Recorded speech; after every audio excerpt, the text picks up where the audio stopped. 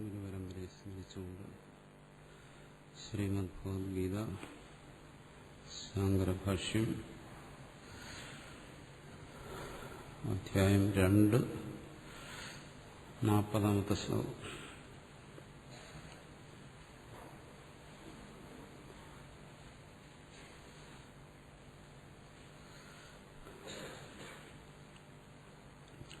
നേഹാഭിക്രമനാശോസ്തി പ്രത്യവായോ ന വിദ്യത്തെ സ്വൽപമപ്യസ്യ ധർമ്മസ്യ ത്രായതേ മഹതോ ഭയാത്. ശങ്കരഭാഷ്യം. കിഞ്ചന്യത് മാത്രമല്ല വേറെയുമുണ്ട് പറയാൻ. കർമ്മയോഗത്തിന്റെ സവിശേഷതകളെ കുറിച്ച് പറയുന്നതിന് വേറെയുണ്ട്. നമ്മളത് വളരെ ചർച്ച ചെയ്തതാണ്.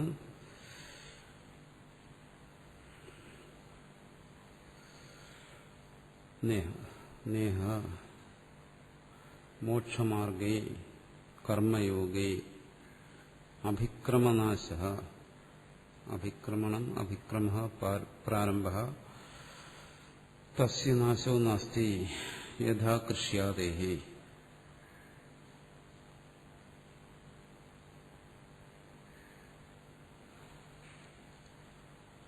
ഇഹ അതിനെ വ്യാഖ്യാനിക്കുകയാണ് മോക്ഷമാർഗേ. ഇഹ എന്ന് വെച്ചാൽ മോക്ഷമാർഗത്തിൽ. മോക്ഷമാർഗമാണെങ്കിൽ ഇവിടെ എന്താണ് ചർച്ച ചെയ്യുന്നത്? കർമ്മയോഗി. കർമ്മയോഗമാണ് ചർച്ച ചെയ്യുന്നത്. അതുകൊണ്ട് കർമ്മയോഗമാകുന്ന ഈ മോക്ഷമാർഗത്തിൽ അഭിക്രമനാശ ന. അഭിക്രമനാശം പ്രത്യവായും അടുത്ത് പറയുന്നു. ഇതെല്ലാം കൂടുതലും വൈദിക കർമ്മങ്ങളുമായി ബന്ധപ്പെടുത്തി വിവരിക്കുന്ന പദങ്ങളാണ്. അഭിക്രമനാശം എന്താണ്? അഭിക്രമണം എന്ന് പറഞ്ഞാൽ അഭിക്രമ എന്ന് വ്യാഖ്യാനിക്കുന്നു. പ്രാരംഭം തസ്യ നാശോ നാസ്തി. അതിന്റെ നാശം സംഭവിക്കുന്നില്ല. യഥാ കൃഷ്യാദേഹി. കൃഷിയും മറ്റും എന്താണ്? കൃഷി ചെയ്യുന്നു, അതിന് അഭിക്രമനാശം സംഭവിക്കാം. പ്രാരംഭം കുറച്ച് ചെയ്ത് അവസാനിപ്പിച്ച് പൂർത്തിയാക്കാതിരുന്നു കഴിഞ്ഞാൽ അത് നശിച്ചു. ഉഴുത് പിന്നീട് വിതച്ചില്ല, കൃഷിക്ക് നാശം വരും. വിതച്ച് അതിന് പിന്നീട് വേണ്ട ശുശ്രൂഷയൊന്നും ചെയ്തില്ല, അത് നശിച്ചു പോകും. അതായത് ഭാഗികമായി ചെയ്ത് പൂർത്തിയാകാതിരുന്നു കഴിഞ്ഞാൽ ആ കർമ്മങ്ങളെല്ലാം നശിക്കും. ഫലത്തെ കൊടുക്കുന്നില്ല, ശരിയായ ഫലത്തെ കൊടുക്കുന്നില്ല. അപ്പം ലൗകികമായ കർമ്മങ്ങൾക്കും വൈദികമായ കർമ്മങ്ങൾക്കും അഭിക്രമനാശം സംഭവിക്കും. വൈദിക കർമ്മം ഒന്ന് ചെയ്തു, അത് പൂർത്തിയായില്ല, അതിന്റെ അംഗങ്ങളോടുകൂടി അത് പറഞ്ഞ രീതിയിൽ, അത് വേദത്തിൽ വിധിച്ചിരിക്കുന്ന രീതിയിൽ അത് പൂർത്തിയാക്കാൻ കഴിഞ്ഞില്ല, പകുതി വെച്ച് നിർത്തേണ്ടി വന്നു. അവിടെ അഭിക്രമനാശം സംഭവിക്കുന്നു. തുടങ്ങി വെച്ചിട്ട് അത് പൂർത്തിയാക്കാതെ ഇരുന്നാൽ വരുന്ന നാശം, അതാണ് അഭിക്രമനാശം. അതുപോലെ യോഗവിഷയെ അടുത്ത് പറയുന്നു. പ്രാരംഭസ്യ അനൈകാന്തിക ഫലത്വം ഇത്യർത്ഥ. മറ്റ് കർമ്മങ്ങൾക്കെല്ലാം വരുന്ന ഒരു ദോഷം ഇതാണ്, അനൈകാന്തിക ഫലത്വം, അനിശ്ചിത ഫലം. കർമ്മം പൂർത്തിയായില്ലെങ്കിൽ ഫലം ഉണ്ടാകുന്നില്ല. പക്ഷേ കർമ്മയോഗത്തിന് അങ്ങനെ സംഭവിക്കുന്നില്ല. യോഗവിഷയെ പ്രാരംഭസ്യ അനൈകാന്തിക ഫലത്വം. അതിന് അനൈകാന്തിക ഫലത്വം വരുന്നു. എന്തുകൊണ്ട്? അടുത്ത് പറയുന്നു.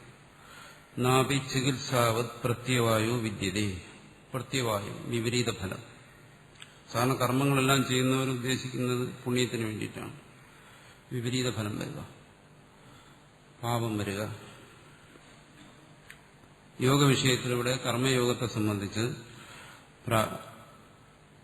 പ്രാരംഭസ്യ നാഭി ചികിത്സാവത് പ്രത്യവായോ. ചികിത്സ അതൊരു പ്രവൃത്തിയാണ്, ഒരു കർമ്മമാണ്. വൈദ്യൻ ചികിത്സിക്കുന്നു, പ്രത്യവായം വരാം, വിപരീത ഫലം വരാം. രോഗം ശമിപ്പിക്കുന്നതിന് വേണ്ടി ചികിത്സിച്ചു, രോഗം മൂർച്ഛിച്ചു. അതാണ് വിപരീത ഫലം. ചികിത്സയിൽ അങ്ങനെ സംഭവിക്കാം. പക്ഷെ ഇവിടെ അത് സംഭവിക്കുന്നില്ല. പ്രത്യവായും വിപരീത ഫലം അതുമുണ്ടാകുന്നില്ല. പിന്നെന്താണ് സംഭവിക്കുന്നത് യോഗത്തിൽ, കർമ്മയോഗത്തിൽ? കിന്തു സ്വൽപ്പമതി അപിയാസ്യ ധർമ്മസ്യ യോഗധർമ്മസ്യ അനുഷ്ഠിതം ത്രായുതേ രക്ഷതി മഹതഃ ഭയാത് സംസാരഭയാത് ജന്മമരണാദി ലക്ഷണാത്. സ്വൽപ്പമപ്യസ്യ ധർമ്മസ്യ ത്രായുതേ മഹതോ ഭയാത്. ഇത് ഇവിടുത്തെ ഒരു പ്രധാന ഉപദേശമാണ്. യോഗത്തെ തന്നെ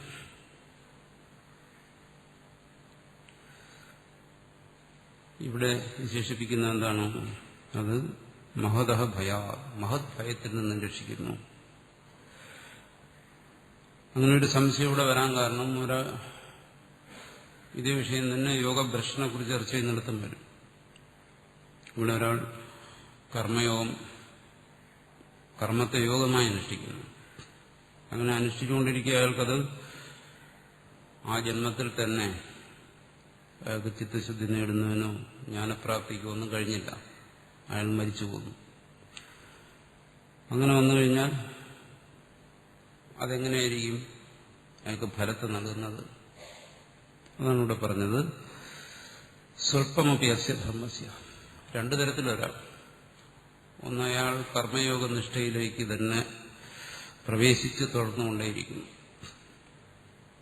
പക്ഷേ അവിടെ ജന്മശേഷം കുറവായിരുന്നു, മരിക്കുന്നു. ഈ ചെയ്തത് അത് അടുത്ത ജന്മത്തിലേക്ക് ഉപകരിക്കുന്നു, നാശം വരുന്നില്ല. ബാക്കി ചെയ്താൽ മതി അടുത്ത ജന്മത്തിൽ. അത് ഒരു കൂട്ടർക്ക് സംഭവിക്കും. വേറൊരു കൂട്ടരെ സംബന്ധിച്ചിടത്തോളം കർമ്മയോഗത്തിൽ അയാൾ പ്രവേശിച്ച് ചെയ്തുകൊണ്ടിരിക്കുന്നു. അപ്പോൾ പൂർവ്വവാസന ഉണ്ടാവും. എന്തെങ്കിലും പ്രാരബ്ധ വിശേഷം കൊണ്ട് അയാൾ അതിൽ നിന്ന് ഭ്രംശിച്ചു പോകുന്നു, മാറിപ്പോകുന്നു. കർമ്മയോഗം എല്ലാം വിടുന്നു, ആശ്രമത്തിലേക്ക് വരുന്നു. വലിയ ആവേശത്തോടുകൂടി കർമ്മയോഗം ചെയ്യുന്നു. അതേ ആവേശത്തോടുകൂടി പുറത്തേക്കും പോകുന്നു. നമ്മൾ കാണാറുണ്ടല്ലോ. പെട്ടെന്ന് എല്ലാം വലിയ ആവേശത്തിലായിരുന്നു. കൂടുതൽ ആവേശം ആദ്യം കാണിക്കുന്നവർക്ക് പോകുന്നത് അതേ ആവേശത്തിലായിരിക്കും. അങ്ങനെ സംഭവിക്കുന്നു. യോഗഭ്രഷ്ടന്മാരെന്ന് പറയും. കർമ്മയോഗത്തിൽ നിന്ന് അങ്ങനെ ഭ്രംശിച്ചു പോകാൻ യോഗഭ്രഷ്ടൻ തന്നെ. അതെന്തുകൊണ്ട് സംഭവിക്കുന്നു? വാസനകൾ. പുണ്യം അത് അനുകൂലമായി വരുമ്പോൾ അത് സാങ്കേശാസ്ത്രത്തിൽ, യോഗശാസ്ത്രത്തിനെല്ലാം പറയും. പുണ്യം എന്ന് പറയുന്നത് സത്വഗുണത്തിന്റെ പരിണാമമാണ്. അതിങ്ങനെ ഗുണങ്ങളെപ്പോഴും പരിണമിച്ച് മാറിക്കൊണ്ടേയിരിക്കും. എവിടെയാണ് പരിണാമങ്ങൾ മാറ്റം സംഭവിക്കുന്ന? അന്ധകരണത്തിൽ. അതിന് കർമ്മ വിഭാഗം എന്ന് പറയും. കർമ്മ വിഭാഗം അനുസരിച്ചിട്ടാണ് ഈ പുണ്യവും പാപവും അന്ധകരണത്തിൽ പരിണമിച്ച് മാറിക്കൊണ്ടിരിക്കുന്നു. ഒരാളിൽ പുണ്യം പ്രകടമായി വരുമ്പോൾ, ഫലം കൊടുക്കാൻ ആരംഭിക്കുമ്പോൾ അവർക്ക് ഇത്തരം കാര്യങ്ങളിൽ താല്പര്യമുണ്ടാവും. ആധ്യാത്മിക കാര്യങ്ങളിലും മറ്റും ജിജ്ഞാസ ഉണ്ടാവും. പക്ഷെ അങ്ങനെ വരുമ്പോഴും ഇത് പരിണമിച്ച് മാറുന്നുകൊണ്ട് പാപത്തിനും പരിണമിക്കുന്നതിനുള്ള ഒരു അവസരം ഇവിടെ കിടപ്പുണ്ട്. പൂർവ്വ പുണ്യങ്ങളും പൂർവ്വ പാപങ്ങളും എല്ലാം കിടക്കുകയാണ് അന്ധകരണത്തിൽ. അങ്ങനെ പുണ്യം പരിണമിച്ച് കൊണ്ടിരിക്കുന്ന സമയത്തായിരിക്കും പാപവും പരിണമിച്ചു വരുന്നു. ഒന്നിനൂടെ പിടിച്ചു നീക്കാൻ കഴിയത്തില്ല. ഏതിനാണോ ആധിക്യം അത് കുറച്ചു സമയം തുടർന്ന് നീക്കും. പാപം പരിണമിച്ചു വരും. അത് വരുമ്പോൾ ഇതിനോടുള്ള അഭിരുചി കുറയും, താല്പര്യം കുറയും.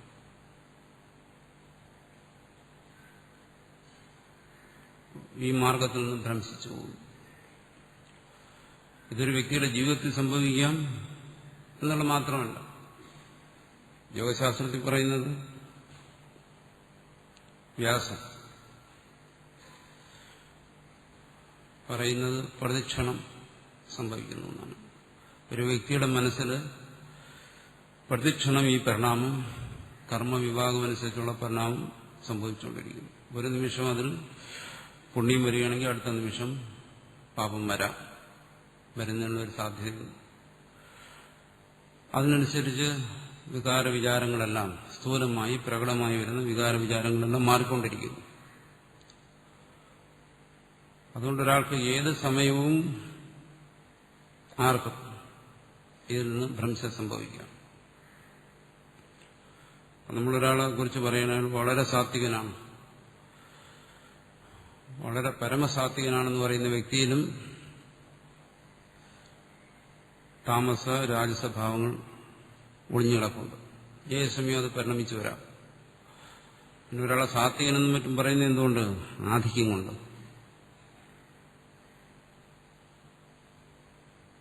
പ്രാധാന്യേന വിപരീസാഭവന്തി എന്നൊരു ന്യായം പറയും എല്ലായിടത്തും. ഒരാളിപ്പോൾ സാത്വികനെന്ന് പറഞ്ഞാൽ അതിന്റെ അർത്ഥം അയാൾ സത്വഗുണം മാത്രം ഉള്ളൂ എന്നല്ല. അങ്ങനെ ഒരാളെ കിട്ടത്തില്ല. സത്വഗുണം മാത്രമുള്ള ഒരാളെ കിട്ടത്തില്ല. ഒരു ജീവനെ കിട്ടത്തില്ല. ഒരു ജീവന്റെ അന്ധകരണത്തിൽ സത്വഗുണം മാത്രം അങ്ങനെ കിട്ടത്തില്ല. കാരണം ഈ അന്ധകരണം എന്ന് പറയുന്നതിന് സത്വം രജസ് തമസ് ഒന്നും കൂടിയതാണ്. എന്നാലും ഒരാളെ നമ്മൾ സാത്വികനെന്ന് എന്തുകൊണ്ട് വിളിക്കുന്നു? ഇവിടെ ഇനി പറയും ദേവീഭാവം ആസുരീഭാവം ഇവിടെയൊക്കെ ചർച്ച ചെയ്യുമ്പോൾ പറയും. എന്തുകൊണ്ടത് പറയുന്നു? പ്രാധാന്യം കൊണ്ട്. സാത്വികന്മാരുടെ അന്ധകരണത്തിൽ സത്വഗുണ പരിണാമത്തിനായിരിക്കും പ്രാധാന്യം. അതുകൊണ്ട് പറയുന്നു. കൊണ്ട് രാജസ താമസഭാവങ്ങളില്ലാന്നില്ല. അത് ഏത് സമയവും വരാം. പിന്നെ ഇവിടെ അഭ്യാസം കൊണ്ടൊരാള് ആ ചിത്തശുദ്ധി എന്ന് പറയുന്നതാണ്. രാജസ താമസഭാവങ്ങളെ ആ പരിണാമത്തിന് അനുവദിക്കുന്നില്ല. അതാ വാസ്തവം സംഭവിക്കുന്നു. അതിനെ തടയുന്നു. അവ സാത്വിക പരിണാമം തന്നെ നടന്നുകൊണ്ടിരിക്കുന്നു. അങ്ങനെ വരുമ്പോൾ അയാൾക്ക് ആധ്യാത്മിക വിഷയങ്ങളിലെല്ലാം താല്പര്യമുണ്ടാകും. അതാണ് നമ്മൾ മുമ്പ് ചർച്ച ചെയ്തത്. പുണ്യം രണ്ടു തരത്തിൽ ഉപകരിക്കുന്നു. പുണ്യം എന്ന് പറയുന്നത് അന്ധകരണത്തിന്റെ സാത്വിക പരിണാമമാണ്. ഒന്നത് സ്വർഗാദി സുഖങ്ങളിലേക്ക് കൊണ്ടെത്തിക്കുന്നു, സ്വർഗാദി ലോകങ്ങളിലേക്ക് കൊണ്ടെത്തിക്കുന്നു. അതിനോടുകൂടി കാമന കൂടി ചേരുമ്പോൾ യോഗബുദ്ധിയോടുകൂടി അനുഷ്ഠിക്കുമ്പോഴും ഉണ്ടാകുന്ന അവിടെ പുണ്യം തന്നെ. അത് ഈ രാജസ താമസ പരിണാമങ്ങളെ തടയും. സാത്വിക പരിണാമത്തെ അന്ധകരണത്തിൽ നിലനിർത്തും. പക്ഷെ എന്നാലും അവിടെ കിടപ്പുണ്ട്. ഈ രാജസ താമസ ഗുണങ്ങൾ കിടപ്പുണ്ട്. അപ്പോൾ അന്ധകരണം എവിടെ ഉണ്ടെങ്കിലും ഈ പരിണാമ വിശേഷമാണ്. അപ്പൊ ചിലർ ചോദിക്കും, എന്നാ ഞാനിവിടെ അന്ധകരണത്തിലുണ്ടോ? പേടിക്കരുത്, അവിടെയുണ്ട്. അവിടെയുണ്ടാവും. നമ്മൾ ധരിച്ചിരിക്കുന്ന എങ്ങനെയാണ്? അത് കണ്ണാടി പോലെ വളരെ ശുദ്ധമാണെന്ന്. അതിൻ്റെ അകത്ത് ഇതെല്ലാം വരുമോ? രാജസ താമസ ഭാവങ്ങൾ വരാൻ വരും. ജ്ഞാനത്തിന് തടസ്സമല്ലാത്ത രാജസ താമസ ഭാവങ്ങൾ അവിടെയും.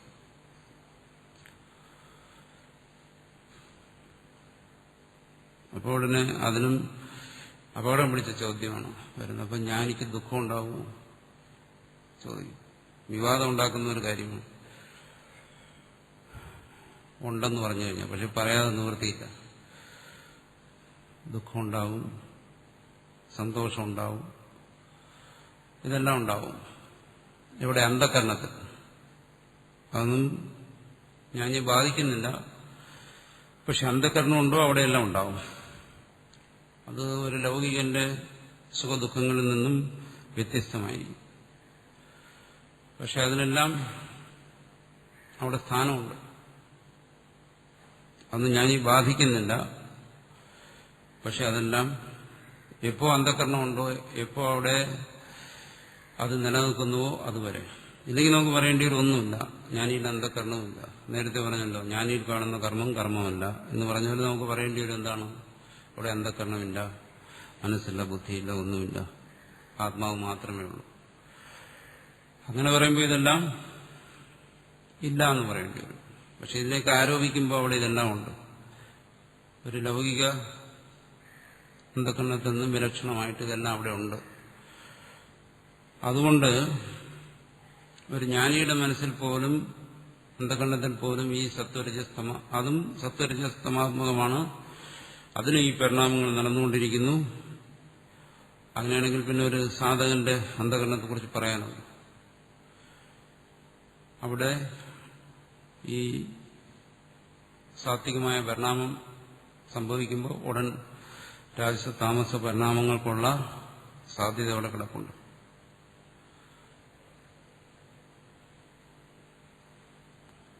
അതുകൊണ്ട് തന്നെ അടുത്ത സ്ഥിതപ്രജ്ഞ ലക്ഷണത്തെക്കുറിച്ച് പറയും ഇന്ദ്രിയാണി പ്രമാധീൻ പരന്തി പ്രസുഖം മന. ഒരു സ്ഥിതപ്രജ്ഞനെ കുറിച്ച് പറയുമ്പോൾ പറയുകയാണ് ഇന്ദ്രിയാണി പ്രമാധീൻ, ഇന്ദ്രിയങ്ങൾ ഇളകുന്ന സ്വഭാവത്തോടുകൂടിയതാണ്. അതാരെയും വിടത്തില്ല. ശരീരത്തോടുകൂടിയിരിക്കുന്ന ആരെയും അത് വിടത്തില്ലെന്നാണ്. ബലാത്കാരമായി അത് മനസ്സിനെ പിടിച്ചുകൊണ്ടുപോകും. അതുകൊണ്ട് ഒരു സാധകനെ സംബന്ധിച്ച് ഒരു സ്ഥിതപ്രജ്ഞന് പോലും അതിന് കരുതലോടെ ഇരിക്കണമെന്ന് പറയുമ്പോൾ ഒരു സാധകനെ സംബന്ധിച്ച് ഏത് സമയം ഭ്രംശിച്ചു പോവാം. അപ്പോൾ കർമ്മയോഗത്തിൽ നിന്ന് ഭ്രംശിക്കാം. അങ്ങനെ ഒരു കൂട്ടർ. മറ്റൊരു കൂട്ടർ കർമ്മയോഗത്തിൽ തന്നെ തുടരുന്നു, അവിടെ വെച്ച് ജന്മം അവസാനിച്ചു പോകുന്നു. ഇപ്പൊ രണ്ടു കൂട്ടരുടെ കയ്യിലും കുറച്ച് കാണും ഈ കർമ്മയോഗ അഭ്യാസത്തിന്റെ പുണ്യം. അതിനെന്ത് സംഭവിക്കുന്നു?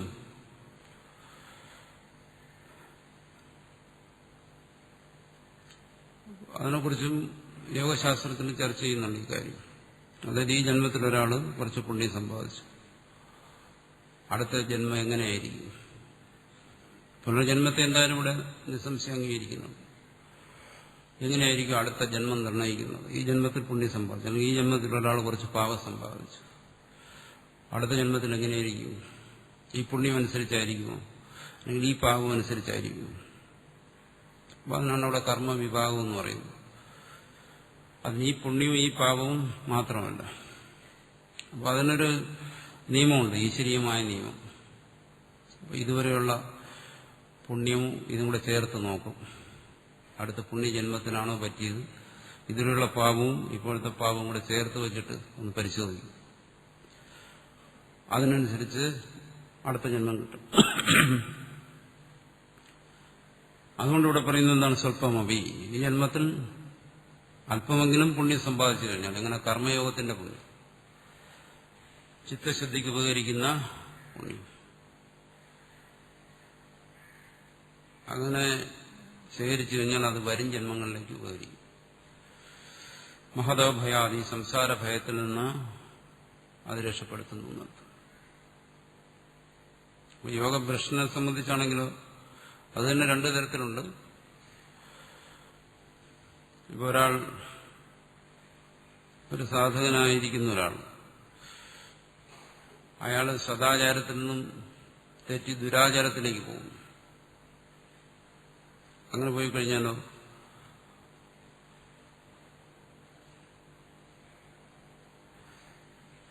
അങ്ങനെ പോയി കഴിഞ്ഞാൽ അയാൾ ഈ ജന്മത്തിൽ ആർജിച്ച പുണ്യത്തെക്കാൾ കൂടുതൽ പാപം ആർജിക്കും. അയാളെയും ഈ സംസാര ഭയത്തിൽ നിന്ന് രക്ഷിക്കുമെന്ന് പറഞ്ഞെങ്കിലും അടുത്ത കാലത്തൊന്നും രക്ഷിക്കത്തില്ല. കാലം പിടിക്കും, സമയം പിടിക്കും. കാരണം ഏതാണോ അധികമുള്ളത് അതിന്റെ ഫലമാണ് ഉടൻ കിട്ടുന്നത്. ആണ് പറഞ്ഞ പഴയ പുണ്യങ്ങളോടും പഴയ പാപങ്ങളോടും ചേർത്ത് വയ്ക്കും, എന്നിട്ട് നോക്കും.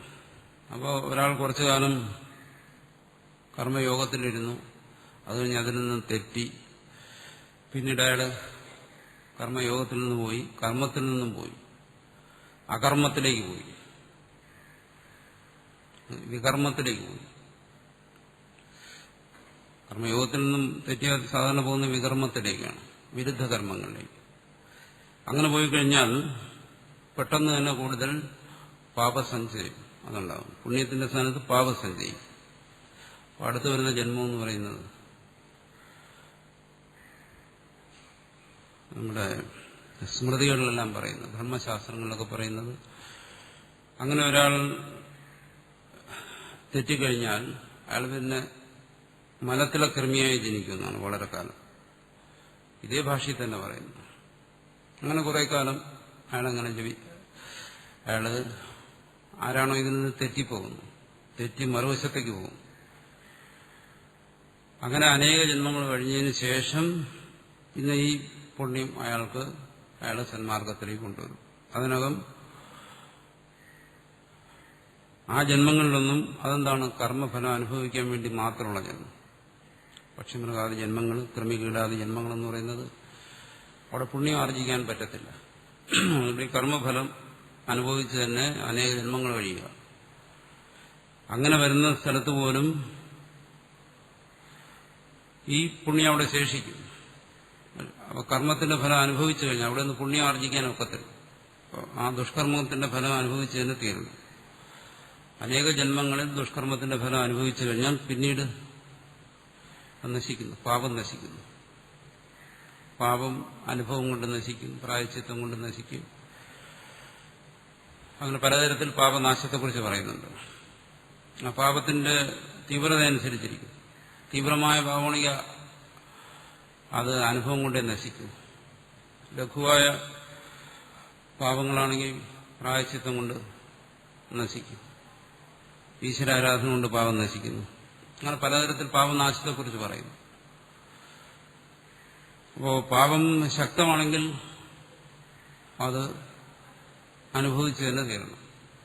അപ്പൊ സന്മാർഗത്തിൽ ഇവിടെ പറയുന്ന കർമ്മയോഗത്തിൽ മറ്റും സഞ്ചരിക്കുന്ന ഒരാൾ അതിൽ നിന്ന് ഭ്രംശിച്ച് പാപത്തിലേക്ക് പോകുമ്പോൾ അവിടെ പാപം വളരെ ശക്തമാണ്. നമ്മൾ നേരത്തെ ചോദിച്ചല്ലോ, അറിയാതെ ചെയ്യുന്ന പാപം, അറിഞ്ഞു ചെയ്യുന്ന പാപം.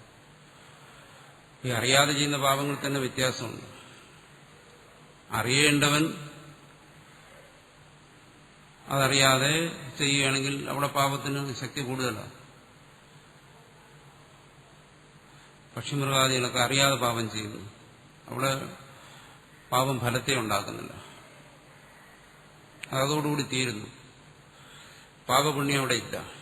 അവൻ ഏറ്റവും പ്രാകൃതനായവൻ അറിയാതെ ചെയ്യുന്നു. അവൻ ചെയ്യുന്നതൊക്കെ പാപമായിരിക്കും, അവനൊന്നും അറിയുന്നില്ല. പക്ഷെ അറിയാൻ യോഗ്യതയുള്ളവനാണെങ്കിൽ, അറിയേണ്ടവനാണ് അറിയാതെ ചെയ്യുന്നെങ്കിൽ അവിടെ പാപത്തിന് ശക്തി കൊടുക്കും.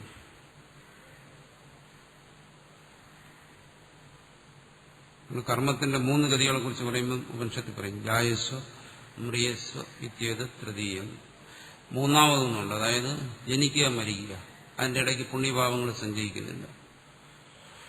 അങ്ങനെ ഒരു ജന്മമുണ്ട്. അപ്പൊ ഇത്തരം പാപങ്ങൾ ചെയ്യുന്നവര് സന്മാർഗത്തിൽ നിന്ന് വ്യതിചലിച്ച് ദുർമാർഗത്തിലേക്ക് പോയി കഴിഞ്ഞാൽ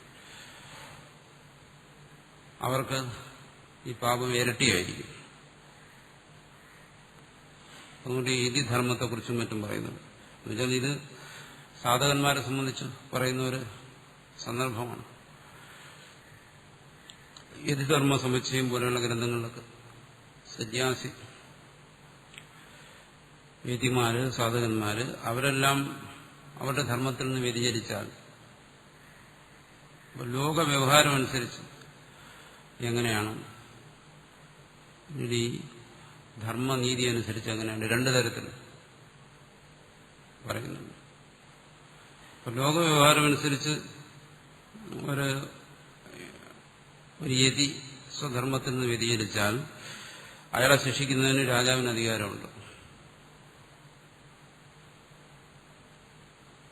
അപ്പൊ സന്യാസിയാണ്, എല്ലാത്തിനും മേലെയാണ്. സന്യാസി പിടിച്ച് ജയിലിടാമെന്നൊക്കെ നമ്മൾ ചിന്തിക്കും. അത് ശരിയല്ലല്ലോ. പ്രക്ഷോഭണം സംഘടിപ്പിക്കണമെന്നൊക്കെ പറയും. നമ്മുടെ ധർമ്മശാസ്ത്രത്തിൽ പറഞ്ഞിരിക്കുന്നത് ജയിലിടാമെന്നാണ്. ഒരു സന്യാസി ഇങ്ങനെ ഒരു മാർഗത്തിൽ സഞ്ചരിക്കുന്ന ഒരാള് അതിൽ നിന്ന് വഴി തെറ്റിക്കഴിഞ്ഞാൽ, അയാളുടെ ധർമ്മത്തിൽ നിന്ന് ച്യുതി അയാൾക്ക് സംഭവിച്ചു എന്ന് ബോധ്യപ്പെട്ടു കഴിഞ്ഞാൽ രാജാവിന് അയാളെ ശിക്ഷിക്കാം, നാട് കടത്താം, കഠിനമായ ശിക്ഷകൾ കൊടുക്കാം. അതൊന്ന് വ്യാവഹാരികമായി വരുന്നത്. അപ്പോൾ സന്യാസി രാജാവ് പൂജിക്കണമെന്നും പറയുന്നുണ്ട്. പൂജിക്കണം, സന്യാസി രാജാവ് പൂജിക്കണം, ബഹുമാനിക്കണം, അതൊക്കെ ചെയ്യാം. പക്ഷെ തെറ്റിക്കഴിഞ്ഞാൽ ശിക്ഷിക്കാനുള്ള അധികാരവും രാജാവിനില്ല. അതുകൊണ്ട് സന്യാസിയെ പിടിച്ച് ജയിലിടാമോ, അത് ശരിയാണോ? തെറ്റ് പറ്റിയിട്ടുണ്ടെങ്കിൽ ജയിലിടാം, ഏതൊരു സംശയവും. ഇതിനൊക്കെ അതീതനാണ് എന്ന് പറഞ്ഞ ആർക്കും തെറ്റ് ചെയ്യാൻ അവകാശമില്ല. ഇനി മറിച്ച് തെറ്റുണ്ടെങ്കിലേ ഉള്ളൂ, മറ്റെന്തെങ്കിലും കാരണം കൊണ്ട് പിടിച്ച് ജയിലിട്ടാൽ അത് വേറെ കാര്യം. ആ ഒരു വിഷയത്തെ ഇവിടെ ചർച്ച ചെയ്യുന്നുകൊണ്ട് പറയുകയാണ്. അഭിക്രമനാശം കൃത്യമായ സാധകന്മാരെ സംബന്ധിച്ച് പ്രധാനപ്പെട്ട ഒരു കാര്യമാണ്. മറ്റൊന്ന്, അങ്ങനെ ഒരാൾ ദുർമാർഗത്തിലേക്ക് പോയി കഴിഞ്ഞാൽ അയാൾക്ക് വരുന്ന പാപം അത് വളരെ കൂടുതലായിരിക്കും. കാരണം അയാൾ ഇതിനെക്കുറിച്ചൊക്കെ വിവേകമുള്ളവനാണ്. വിവേകമുള്ളതുകൊണ്ടാണ് ഈ മാർഗത്തിലേക്ക് വരുന്നത്, മോക്ഷമാർഗത്തിലേക്ക്, കർമ്മയോഗത്തിലേക്കും മറ്റും വരുന്നത്. അവിവേകം ഇരിക്കെ തന്നെ എന്ത് ചെയ്യുന്നു? അയാൾ വ്യതിചലിക്കുന്നു, വിവേകത്തിൽ നിന്നും മാറിപ്പോകുന്നു. അപ്പോൾ അയാളിലുണ്ടാകുന്ന പാപം വളരെ അധികരിച്ചിരിക്കും. പിന്നെ അവിടെ പറയുകയാണ് ഞാൻ അറിയാതെ ചെയ്തതെന്ന് പറഞ്ഞാലും രക്ഷയില്ല, അറിയാതെ ചെയ്താലും പാപം ഇരട്ടിക്കും. എന്തുകൊണ്ട്? അതൊക്കെ അറിയേണ്ടതാണ്. വിവേകം ഉപയോഗിച്ച് അറിയേണ്ട കാര്യങ്ങൾ അറിയാതെ ചെയ്തു കഴിഞ്ഞാൽ അവിടെ പാപം കൂടും. പക്ഷേ അതുവരെ ചെയ്തതിന്റെ ഫലം അയാൾക്കുണ്ടാവും. പക്ഷെ പാപാനുഭവത്തിന് ശേഷം, പാപം അനുഭവിച്ച് പാപം നശിച്ചതിന് ശേഷം പിന്നീട് വരും. പിന്നെ ആ പാപത്തെ നശിപ്പിക്കുന്നതിന് പശ്ചാത്താപം, പ്രായശ്ചിത്തം, ഇതെല്ലാം കൊണ്ട് പാപം നശിക്കുമെന്ന് പറയുന്നു. അതെല്ലാം ഉണ്ട്, അതെല്ലാം കൊണ്ട് പാപം നശിക്കും. അങ്ങനെ പാപം നശിക്കാതിരിക്കുന്നിടത്തോളം കാലം ശിഷ്യന്മാരെ കുറിച്ച് കേട്ടിട്ടില്ലെങ്കിൽ ഗുരുനിന്ദ ചെയ്തപ്പോൾ അറിഞ്ഞല്ല അറിയാതെ ഗുരുവിനെ നിന്ദിച്ചിട്ട് അതിന് പ്രായശ്ചിത്തമായിട്ട് ഉമിത്തി വിരിഞ്ഞുപോയ പലരുടെയും കഥ പറയുന്നുണ്ട്. അറിഞ്ഞുകൊണ്ട് ചെയ്തതല്ല, അറിഞ്ഞുകൊണ്ട് ചെയ്യത്തില്ല, അറിയാതെ ഒരു ഗുരുവിനെ നിന്ദിച്ചിട്ട് സ്വയം അതിന്റെ ധർമ്മശാസ്ത്രങ്ങളെ പരിശോധിച്ച് എന്താണ് ഇതിന്റെ പ്രായശ്ചിത്തം, ഉമിത്തി ഇരുന്നിരിക്കുക. അങ്ങനെ ഉമിത്തിയിലിരുന്ന പല ശിഷ്യന്മാരുടെയും കഥകൾ നമ്മൾ കേട്ടിട്ടുണ്ട്. അപ്പൊ അറിയാതെ ചെയ്തതിനും പാപമുണ്ട്, അതുകൊണ്ടാണ് പ്രായശ്ചിത്തം അങ്ങനെ ചെയ്യുന്നത്. അപ്പൊ അതുകൊണ്ടെന്താണ് ആ പാപം അതോടുകൂടി തീരുന്നു. ആ അനുഭവത്തോടുകൂടി പാപം മുഴുവൻ ഇരിഞ്ഞു തീരുന്നു. പിന്നീട് പുണ്യം അനുസരിച്ച് അടുത്ത ജന്മം വരെ പുണ്യം പ്രവർത്തിച്ചോളാം. അതറിയാതെ ചെയ്തതിനുകൂടിയാണ് ഇങ്ങനെ പ്രായശ്ചിത്തം പലരും ചെയ്തിട്ടുള്ളത്. അപ്പൊ അറിഞ്ഞു ചെയ്താലോ? അപ്പൊ കർമ്മയോഗത്തിൽ ഇവിടെ പറയുമ്പോൾ സ്വല്പമപ്യസ്യ ധർമ്മസ്യ, ഇതിന്റെ ധർമ്മം, ഈ ധർമ്മം കുറച്ച് തന്നെ ഉണ്ടെങ്കിലും അത് സംസാരത്തിൽ നിന്ന് രക്ഷിക്കുമെന്ന് പറയുമ്പോൾ ചിലർക്ക് തെറ്റിദ്ധാരണ തോന്നും. അപ്പൊ ഇതുവരെ ആയിക്കഴിഞ്ഞു, കുറച്ചായിക്കഴിഞ്ഞു, ഇത് തന്നെ രക്ഷിക്കും, അപ്പൊ ഇനി ഈ വഴിക്ക് പോകേണ്ട, പോയില്ലെങ്കിലും പ്രശ്നമില്ല, എന്തോ ആകാം എന്നൊക്കെ ചിലപ്പോൾ ചിലർ ചിന്തിച്ചു പോകും. അങ്ങനെ വ്യാഖ്യാനിക്കുന്നവരും സ്വല്പമായാലും മതി, പിന്നീട് എങ്ങനെയാകാം, അതില്ല. അതുകൊണ്ട് ഇവിടെ പറയുന്നത് സ്വല്പമപ്യസ്യ ധർമ്മസ്യ യോഗധർമ്മസ്യ, അത് പ്രത്യേകം പറയുന്നു. ഈ യോഗധർമ്മം കർമ്മയോഗത്തെക്കുറിച്ചാണ് ഇവിടെ ചർച്ച ചെയ്യുന്നത്. ആ കർമ്മയോഗത്തിന്റെ ചെറിയൊരു അനുഷ്ഠാനം പോലും അനുഷ്ഠിതം ത്രായതേ രക്ഷതി മഹതഃ ഭയാ സംസാര ഭയാ. എന്താണ് ഇവിടുത്തെ ഭയം എന്ന് പറയുന്നത്? സംസാര ഭയം. എന്താണ് ആ സംസാര ഭയം എന്ന് പറയുന്നത്? ജന്മ മരണാദി ലക്ഷണ, ജന്മമരണ ലക്ഷണം. പിന്നെ ഈ ഭയം, സംസാര ഭയം എന്നെന്തുകൊണ്ട് പറയുന്നു? കാരണം നമുക്കാർക്കും ഇതിന് ഭയമില്ലല്ലോ. ജനിച്ച് ഇത്രയും കാലം ജീവിച്ച് ജനിച്ചതിനെ കുറിച്ച് ഭയമില്ല, മരണത്തെക്കുറിച്ച് ഭയം കാണും. പക്ഷെ ഇവിടെ പറയുന്നത് എന്താണ്? ജന്മമരണം രണ്ടും ഭയം ഉണ്ടാക്കുന്നു. അപ്പോ നമുക്കങ്ങനെ ഒരിക്കലും ജനിച്ചതിനെ കുറിച്ച് ഭയം തോന്നിയിട്ടില്ല. ജനിച്ച ഒരു നല്ല കാര്യമേ തോന്നിയിട്ടുള്ളൂ. മരണത്തെക്കുറിച്ച് ഭയം തോന്നി.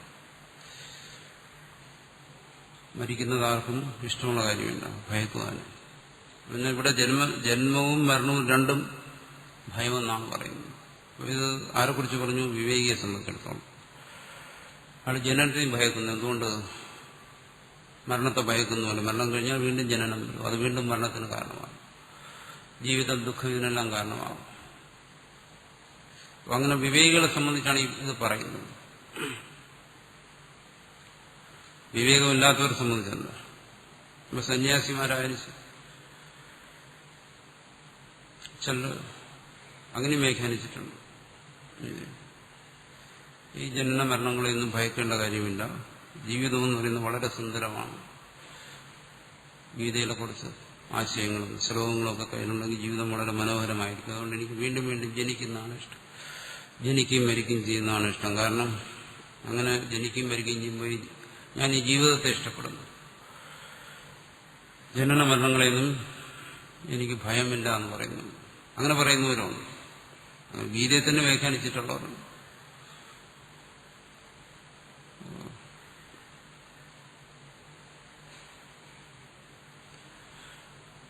അപ്പൊ അങ്ങനെ പറയുന്നത് എന്തുകൊണ്ട്? അവിടെ വിവേകമില്ലാത്തതുകൊണ്ട്. അല്ലെങ്കിൽ എന്താണോ വിവേകമെന്ന് കരുതുന്നത് അത് വിവേകമല്ലാത്തോ. വാസ്തവത്തിൽ ഇത് ഭയക്കേണ്ട കാര്യം തന്നെയാണ്. മോക്ഷം എന്ന് പറയുന്ന ഒരവസ്ഥ ഉണ്ടെങ്കിൽ ഇത് ഭയക്കേണ്ട കാര്യമാണ്.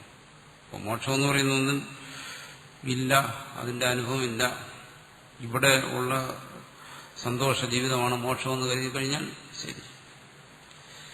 അവരെ സംബന്ധിച്ചിടത്തോളം അവര് വിവേകമില്ലാത്തതുകൊണ്ട് ഇത് ഭയമാണെന്നറിയുന്നില്ല.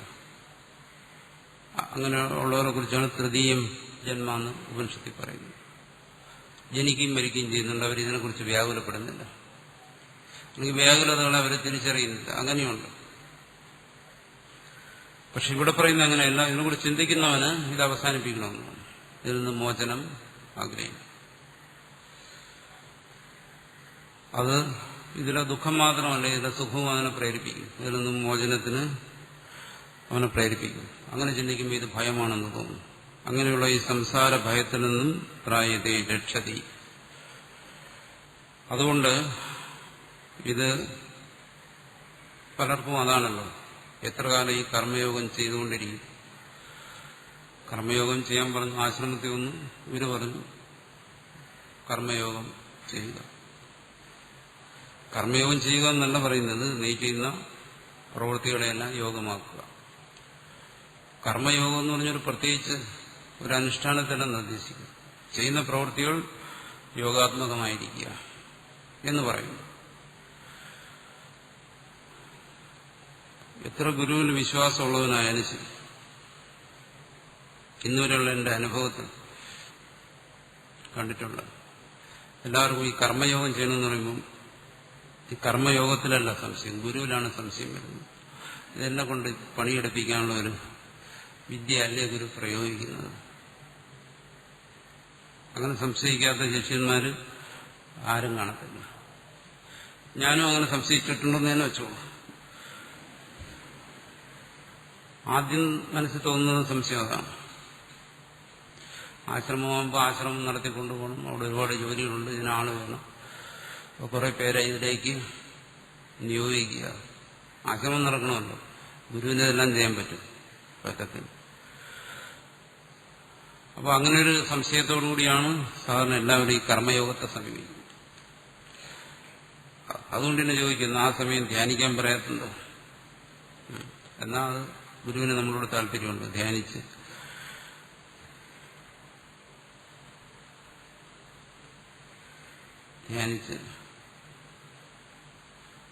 രക്ഷപ്പെടും. അപ്പോൾ അത് വേണ്ട, ധ്യാനിച്ച് രക്ഷപ്പെട്ടാൽ പിന്നെ ഇവിടെ പ്രവർത്തിക്കാൻ ആള് കിട്ടത്തില്ല, ജോലിക്ക് ആള് കിട്ടത്തില്ല. അതുകൊണ്ട് നമ്മുടെ ജോലി, ഇത് കഥ പോലെ പറയുന്നതല്ല, ചിലർക്ക് എന്നോട് ചോദിച്ചിട്ടുള്ളതാണ്.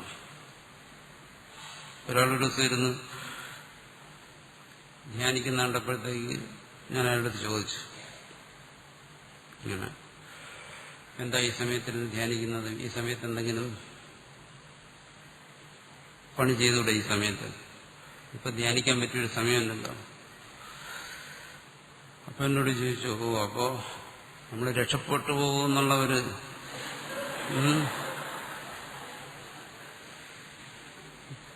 നേരിട്ട് ചോദിച്ച കാര്യമാണ്. രക്ഷപ്പെടും എന്നുള്ളൊരു വിചാരം കൊണ്ടാണ് ഇത് പറഞ്ഞതല്ലേ. ശരിപ്പം മനസ്സിലായി. എന്ന് ചോദിച്ചു. അപ്പോ അങ്ങനെ വരും, അങ്ങനെ ഒരു ചിന്ത വരും. അപ്പൊ കർമ്മയോഗം എന്ന് പറയുന്നത്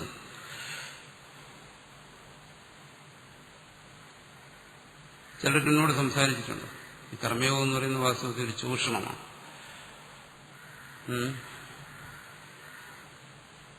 കൂലി കൊടുക്കാതെ ജോലി ചെയ്യിക്കുന്നതിന് വേണ്ടിയിട്ടുള്ള ഒരു ഉപായം രണ്ടാരോ കണ്ടുപിടിച്ചാണ്.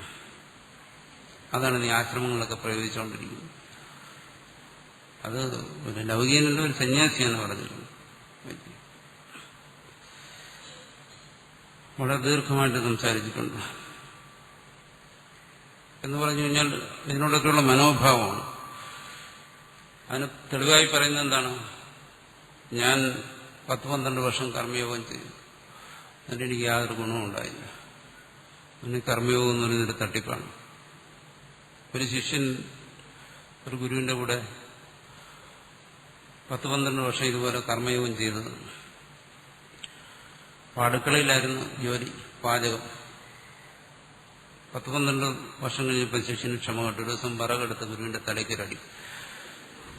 ഗുരു ബോധം കെട്ട് വീണു. നടന്ന സംഭവമാണ്, കഥയല്ല. ഗുരു ഉണരുമ്പോൾ ശിഷ്യൻ ആശ്രമത്തിൽ നിന്ന് സ്ഥലവും കിട്ടും. ഇങ്ങനൊരു സംഭവം നടന്നിട്ടുണ്ട്. വളരെ പ്രസിദ്ധനായ ഒരു ഗുരുവിനായി ഇത് പറ്റിയത്. ചോദിച്ച രഹസ്യമായി പറയാം, പരസ്യമായി പറയത്തില്ല പേര്. ഇത് സംഭവിച്ചിട്ടുണ്ട്. അപ്പൊ ഈ കർമ്മയോഗത്തിൽ സംബന്ധിച്ച ആൾക്കാർക്കൊക്കെ സംശയമാണ്. ഇവിടെ ശാസ്ത്രം പറയുന്നു, ഭഗവാനും പറയുന്നു, മോക്ഷമാർഗേ കർമ്മയോഗി. അല്പമെങ്കിലും ഇതിൽ പ്രവർത്തിച്ചു കഴിഞ്ഞാൽ അതിന് നാശം വരുന്നില്ല. പക്ഷെ അങ്ങനെ പ്രവർത്തിക്കുമ്പോൾ തന്നെ മനസ്സിന് സംശയത്തോടുകൂടി വികല്പങ്ങളോടുകൂടി പ്രവർത്തിക്കുമ്പോൾ അതിൽ ഫലവും ഉണ്ടാകുന്നില്ല. പിന്നെ കർമ്മയോഗം ചിലർക്കൊക്കെ ഒരു ഫാഷനുമാണ്. അത് വേറൊരു ഭാഗം. അതിന്റെ ഒരു ഫാഷനായിട്ട് അനുഷ്ഠിക്കുന്നതാണ്.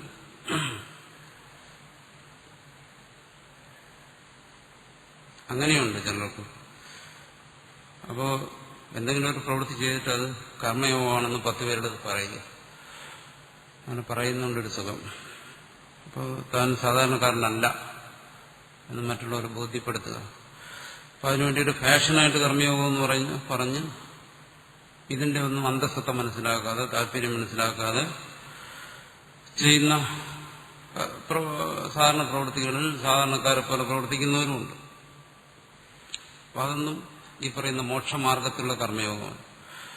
ആ കർമ്മയോഗം എന്താണെന്ന് ഇവിടെ വളരെ വിശദമായി പറയുന്നുണ്ട്. അങ്ങനെ കർമ്മയോഗം അനുഷ്ഠിക്കുകയാണെങ്കിൽ അഹന്തയെ ത്യജിച്ച് ഈശ്വരാരാധനയായിട്ട് കർമ്മയോഗം അനുഷ്ഠിക്കുകയാണ്. അതുകൊണ്ടാണ് നമ്മൾ കഴിഞ്ഞ ദിവസം ചർച്ച ചെയ്തതും പറഞ്ഞത്, ഈശ്വരബോധം, ഈശ്വരാരാധന കൂടാതെ കർമ്മയോഗം സാധ്യമല്ല. മറ്റൊക്കെ ഒരു ഫാഷൻ കർമ്മയോഗമാണ്, ശരിയായ കർമ്മയോഗമല്ല. അത് ചെയ്തു കഴിഞ്ഞാൽ അതൊരു നിമിഷമെങ്കിലും ഒരാൾ മനസ്സുകൊണ്ട് സ്വന്തം അഹന്തയെ ത്യജിച്ച് ഈശ്വരാർപ്പണമായിട്ട് ഒരു പ്രവൃത്തി ചെയ്തിട്ടുണ്ടെങ്കിൽ അതിന് നാശം വരുന്നില്ല. സാധാരണ കർമ്മങ്ങൾക്ക് വരുന്ന പ്രത്യേകമായും വിപരീത ഫലം അതായത് വൈദികമായ കർമ്മങ്ങളും മറ്റും ചെയ്യുമ്പോൾ വളരെ സൂക്ഷിച്ചു ചെയ്യണമെന്നാണ്. അതിന്റെ അംഗങ്ങൾ, അതിനോടുകൂടി ചേർന്ന് വരുന്ന ഭാഗങ്ങൾ അതിൽ എന്തെങ്കിലും വൈഗുണ്യം, കുറവ് സംഭവിച്ചു കഴിഞ്ഞാൽ ഉടൻ അവിടെ വിപരീത ഫലം വരും, പാപഫലം വരും. അത് ഈ ശ്രൗത സ്മാർത്ഥ കർമ്മങ്ങൾക്കെല്ലാം അങ്ങനെ ഒരു അപകടം കൂടിയുണ്ട്. വിപരീത ഫലത്തെ ഉണ്ടാക്കിക്കളയും. അതിനൊരു ഉദാഹരണം കൂടെ പറഞ്ഞു, ചികിത്സയുടെ കാര്യം പറഞ്ഞു അതുപോലെ. പക്ഷേ കർമ്മയോഗത്തെ സംബന്ധിച്ചിടത്തോളം അങ്ങനെയില്ല. കർമ്മയോഗമാണ് ചെയ്യുന്നതെങ്കിൽ വിപരീതമില്ല. കർമ്മയോഗം എന്ന് കരുതി മറ്റെന്തെങ്കിലും ചെയ്യണമെങ്കിൽ അതിന്റെ ഫലം കിട്ടും, പാപം ഉണ്ടാകും. അത് വേറെ കാര്യം. അത് പുണ്യത്തെ ഉണ്ടാക്കത്തുള്ളൂ. അതുകൊണ്ട് തന്നെ ഒരിക്കലും അധാർമികമായ പ്രവൃത്തികൾ ഒരാൾക്ക് കർമ്മയോഗമായി ചെയ്യാനും ഒക്കത്തില്ല. അസംഗമായി നിസ്സംഗമായി എന്തും ചെയ്തൂടെ എന്ന് യോഗം ഒരിക്കലുമില്ല. ഒരു സാധകനതൊന്നും സാധ്യമല്ല.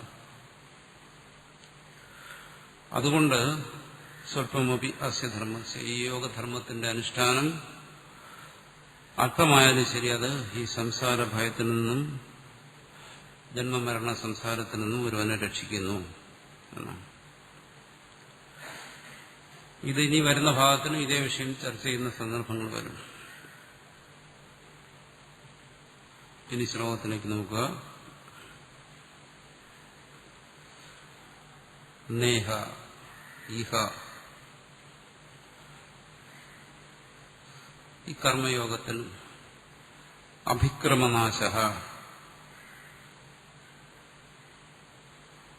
ചെയ്തതിന്റെ നാശം, അനുഷ്ഠിച്ചതിന്റെ നാശം.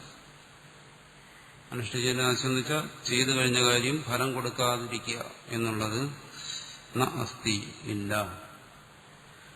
പ്രത്യവായ വിപരീത ഫലം ന വിദ്യതേ, അതും ഇല്ല. അസ്യ ധർമ്മസ്യ സ്വൽപമപി, ഈ ധർമ്മത്തിന്റെ ലേശം പോലും മഹതഃ ഭയാ, മഹത്തായ ഭയത്തിൽ നിന്നും ത്രായതേ, ഒരുവനെ രക്ഷിക്കുന്നു. നേഹാഭിക്രമനാശോസ്തി പ്രത്യവായോ ന വിദ്യതേ സ്വൽപമപ്യസ്യ ധർമ്മസ്യ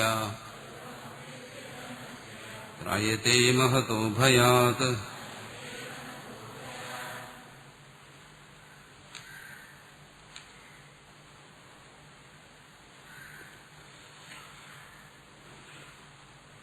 ഇനി അടുത്തിങ്ങോട്ട് പറഞ്ഞു വരുന്നത് പ്രധാനമായിട്ടും ഭാഷ്യകാരൻ വ്യാഖ്യാനിക്കുന്ന രീതി അനുസരിച്ച് വേദത്തിലെ കർമ്മഭാഗത്തെ അതിന്റെ നിസ്സാരതയെ വെളിപ്പെടുത്തുന്ന ഭാഗങ്ങളാണ്. വേദത്തിലെ കർമ്മകാണ്ഡം അത് തുച്ഛമാണ്, അതിലെല്ലാം ഒരു ശ്രദ്ധിക്കേണ്ടത് എന്ന വെളിപ്പെടുത്തുന്ന ഭാഗങ്ങളാണ് ഇനി അടുത്തു വരുന്നത്. അങ്ങനെയാണ് ഭാഷ്യകാരൻ അടുത്തു വരുന്ന ശ്ലോകങ്ങളെല്ലാം വ്യാഖ്യാനിച്ചിരിക്കുന്നത്. കഴിഞ്ഞ ഭാഗത്തിൽ കർമ്മയോഗത്തെക്കുറിച്ച് പറഞ്ഞു. പക്ഷെ കർമ്മയോഗം എന്ന് പറയുമ്പോൾ എല്ലാ കർമ്മങ്ങൾക്കും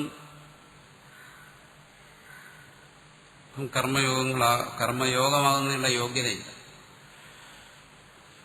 ഇതൊരു വലിയ ചർച്ചയുടെ വിഷയമാണ് അദ്വൈതത്തിൽ. നമുക്കറിയാം, മണ്ഡനമിശ്രൻ എന്ന് പറഞ്ഞ ഒരാളുണ്ടായിരുന്നു.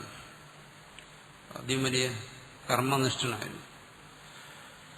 അദ്ദേഹം ശങ്കരാചാര്യനോട് പരാജയപ്പെട്ടിട്ട് സന്യാസം സ്വീകരിച്ചു. അതാണ് സുരേശ്വരാചാര്യൻ. സുരേശ്വരാചാര്യര് ആചാര്യസ്വാമികളുടെ ബൃഹദാരണ്യോപനിഷത്ത് വളരെ വിസ്തൃതമായ ഒരു വ്യാഖ്യാനമാണ്. അതാണ് ബൃഹദാരണ്യ ഭാഷ്യവാർത്തികം. അദ്വൈതത്തില് വാർത്തിക പ്രസ്ഥാനം എന്ന് പറഞ്ഞൊരു പ്രത്യേക ഒരു സമ്പ്രദായം തന്നെ ഉണ്ടാക്കിയ ഒരു രചനയാണ്. അപ്പൊ അദ്ദേഹം ഒരു കർമ്മനിഷ്ഠനായിരുന്നുകൊണ്ട് ഈ അദ്വൈത സാധനങ്ങളെ കർമ്മവുമായി ബന്ധപ്പെടുത്തിയാണ് കൂടുതൽ ചിന്തിച്ചത്. അവിടെ വിവിധിഷ എന്ന് പറയുന്നൊരു വിഷയത്തെക്കുറിച്ച് കൂടുതൽ ചർച്ച ചെയ്യും. അതിന് എങ്ങനെയാണ് ഈ കർമ്മങ്ങൾ ഉപകരിക്കുന്നത്? വിവിധിഷ, ജിജ്ഞാസ, മുമുക്ഷുത്വം, അതിന് കർമ്മങ്ങൾ എങ്ങനെ സഹായിക്കുന്നു? ഇവിടെ പറയുന്ന കർമ്മയോഗം തന്നെയാണ് ഇവിടെ ചർച്ച ചെയ്യുന്നത്. കാമ്യകർമ്മങ്ങൾ അതിന് സഹായിക്കുമോ? അത് നിത്യകർമ്മങ്ങളാണോ അതിന് സഹായിക്കുന്നത്? ഇത്തരം കാര്യങ്ങളെക്കുറിച്ചെല്ലാം വളരെ ഗഹനമായ മീമാംസ അവിടെ നടക്കുന്നുണ്ട്. കർമ്മകാണ്ഡത്തെക്കുറിച്ച് ശരിയായ പരിജ്ഞാനമില്ലാത്ത ആൾക്കാർക്ക് വായിച്ചു കഴിഞ്ഞാലൊന്നും മനസ്സിലാകത്തില്ല. അതുകൊണ്ട് തന്നെ മലയാളത്തിലേക്കൊന്നും ആരും വിവർത്തനം ചെയ്തിട്ടില്ല.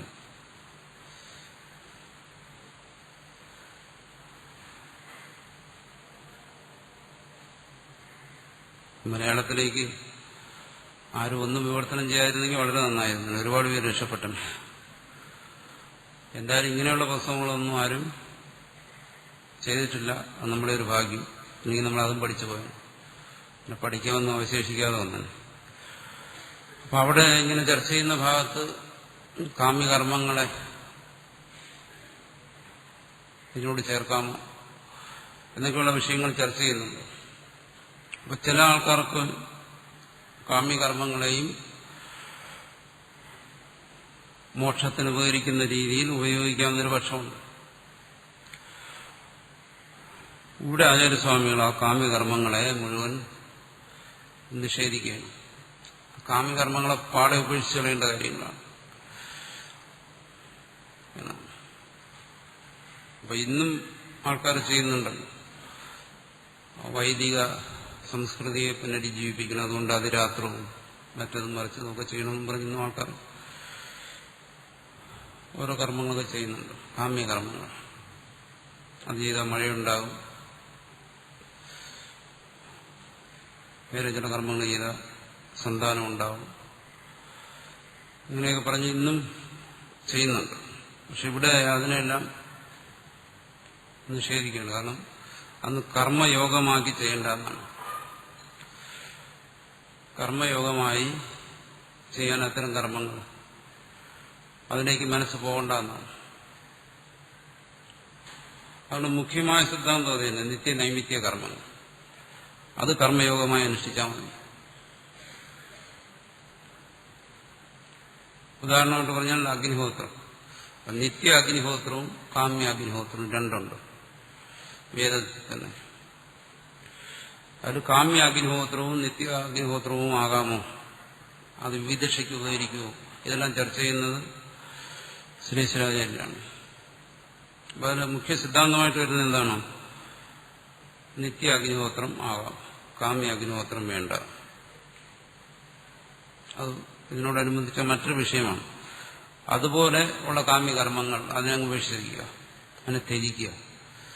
എന്നിട്ട് അത്തരം കാമനകളില്ലാത്ത, സ്വർഗാദി കാമനകളില്ലാത്ത നിത്യകർമ്മങ്ങൾ, അതെന്താണ്? അത് പാപക്ഷയത്തിന് ഉപകരിക്കും. യോഗാത്മകമായി അനുഷ്ഠിച്ചു കഴിഞ്ഞാൽ അത്തരം കർമ്മങ്ങൾ പാപക്ഷയത്തിന് ഉപകരിക്കും. അതുപോലെ ലൗകികമായ കർമ്മങ്ങൾ, അങ്ങനെ വിധിച്ചിട്ടില്ലാത്ത ലൗകിക കർമ്മങ്ങളെന്ന് പറയുമ്പോൾ കൃഷി, കച്ചവടം പോലെയുള്ള കർമ്മങ്ങൾ നമ്മൾ ചെയ്തു വരുന്നു. സർവകർമ്മങ്ങളും ലൗകിക കർമ്മങ്ങളെപ്പെടുന്നു. വേദത്തിൽ വിധിച്ചതുകൊണ്ട് നമ്മളത് ചെയ്യുകയല്ല, അല്ലാതെയുള്ള ലൗകികമായ അറിവുകൊണ്ട് നമ്മൾ അത്തരം കർമ്മങ്ങളിൽ പ്രവർത്തിക്കുകയാണ്. അപ്പം നമ്മളെ സംബന്ധിച്ചിടത്തോളം അതെല്ലാം നിത്യകർമ്മങ്ങളിൽപ്പെടുന്നു. കാരണം ഒഴിവാക്കാൻ വയ്യാത്ത രീതിയിൽ നമ്മൾക്കത് പ്രവർത്തിക്കേണ്ടി വരുന്നു. അപ്പം അത്തരം കർമ്മങ്ങളിൽ ധർമാധർമ്മ വിവേകത്തോടുകൂടി ധാർമ്മികമായ അത്തരം കർമ്മങ്ങൾ ചെയ്യുക, അവിടെ യോഗാത്മകമായി ചെയ്യുക. അതാണ് ഇതിന്റെ താല്പര്യം. ഇന്നത്തെ കാലത്ത് വന്നിരിക്കുന്നത് പലരും അത് ചോദിക്കുന്നുണ്ട്. പഴയ യാഗത്തെക്കുറിച്ച് ഹോമത്തെക്കുറിച്ചൊക്കെ പറഞ്ഞിട്ടെന്താണ്, ഇന്നിപ്പോ എങ്ങനെയാണ്, ഇന്നിപ്പോ ഏത് രീതിയിലാണ് ചെയ്യേണ്ടത്? ഇന്നിപ്പോ നമ്മളെ മുമ്പിൽ വൈദിക കർമ്മമില്ല. അതുകൊണ്ട് കർമ്മയോഗം എന്ന് പറയുമ്പോൾ നമ്മളെ സംബന്ധിച്ച് ലൗകിക കർമ്മങ്ങളേ ഉള്ളൂ. അത് നിഷ്കാമഭാവത്തിൽ ചെയ്യുക, ഈശ്വരാർപ്പണമായി ചെയ്യുക, അതാണ്.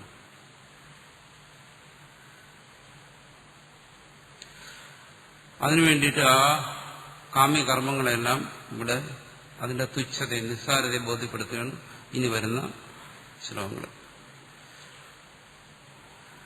വ്യവസായാത്മിക ബുദ്ധി ഏകേഹ കുരു നന്ദന ബഹുശാഖാഹ്യനന്ദാശ്ച ബുദ്ധയോ വ്യവസായിനാം. ശങ്കരഭാഷ്യം. യേയം സാഖ്യേ ബുദ്ധിരുക്ത, സാഖ്യത്തിൽ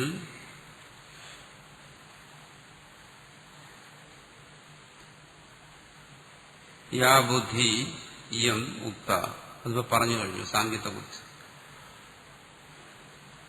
ജ്ഞാനി ശോചന്തി പണ്ഡിതാഹ എന്ന് തുടങ്ങി ഇങ്ങോട്ട് പറഞ്ഞു വന്നതല്ല സാഖ്യത്തെക്കുറിച്ചാണ്.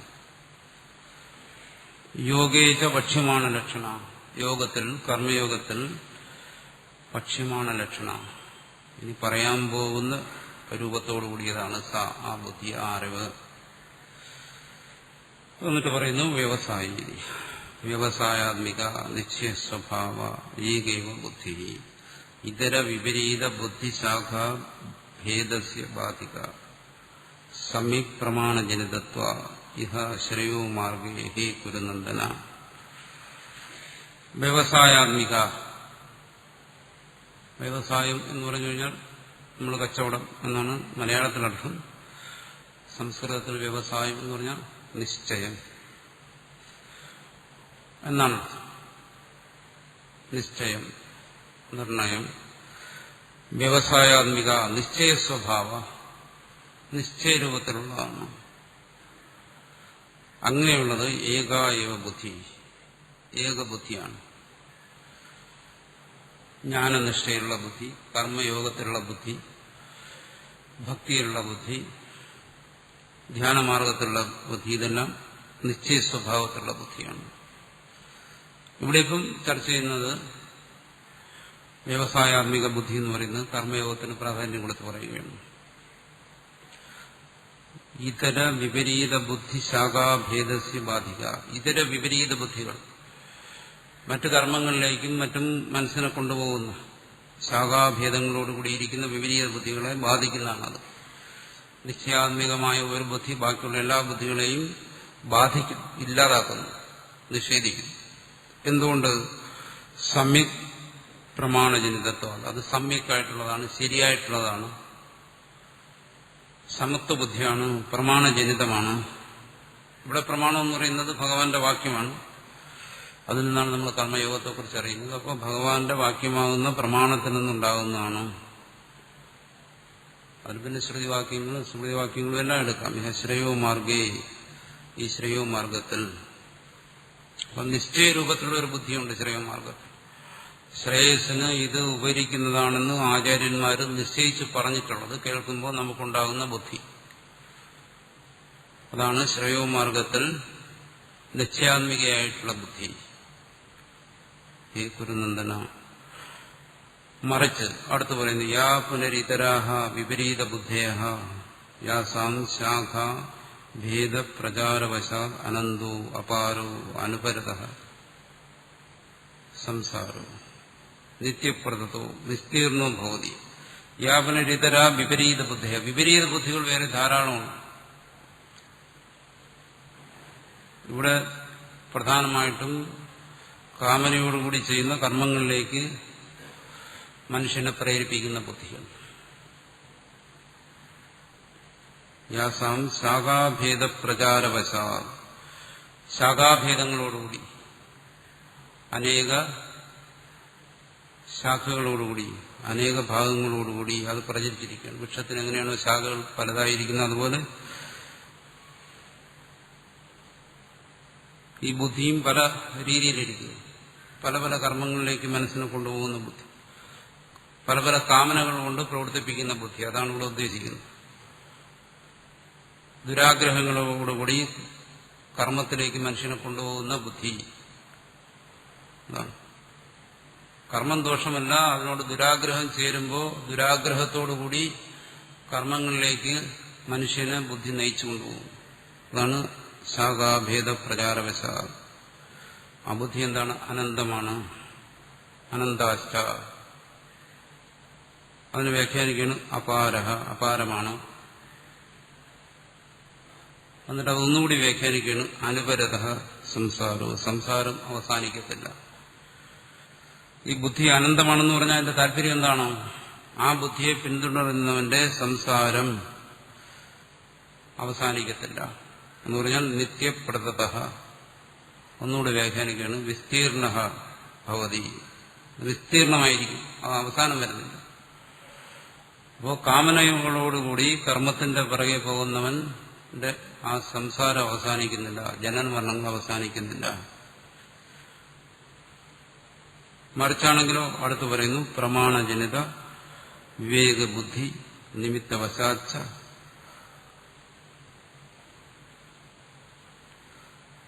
ഉപരതാസു അനന്തഭേദബുദ്ധിഷു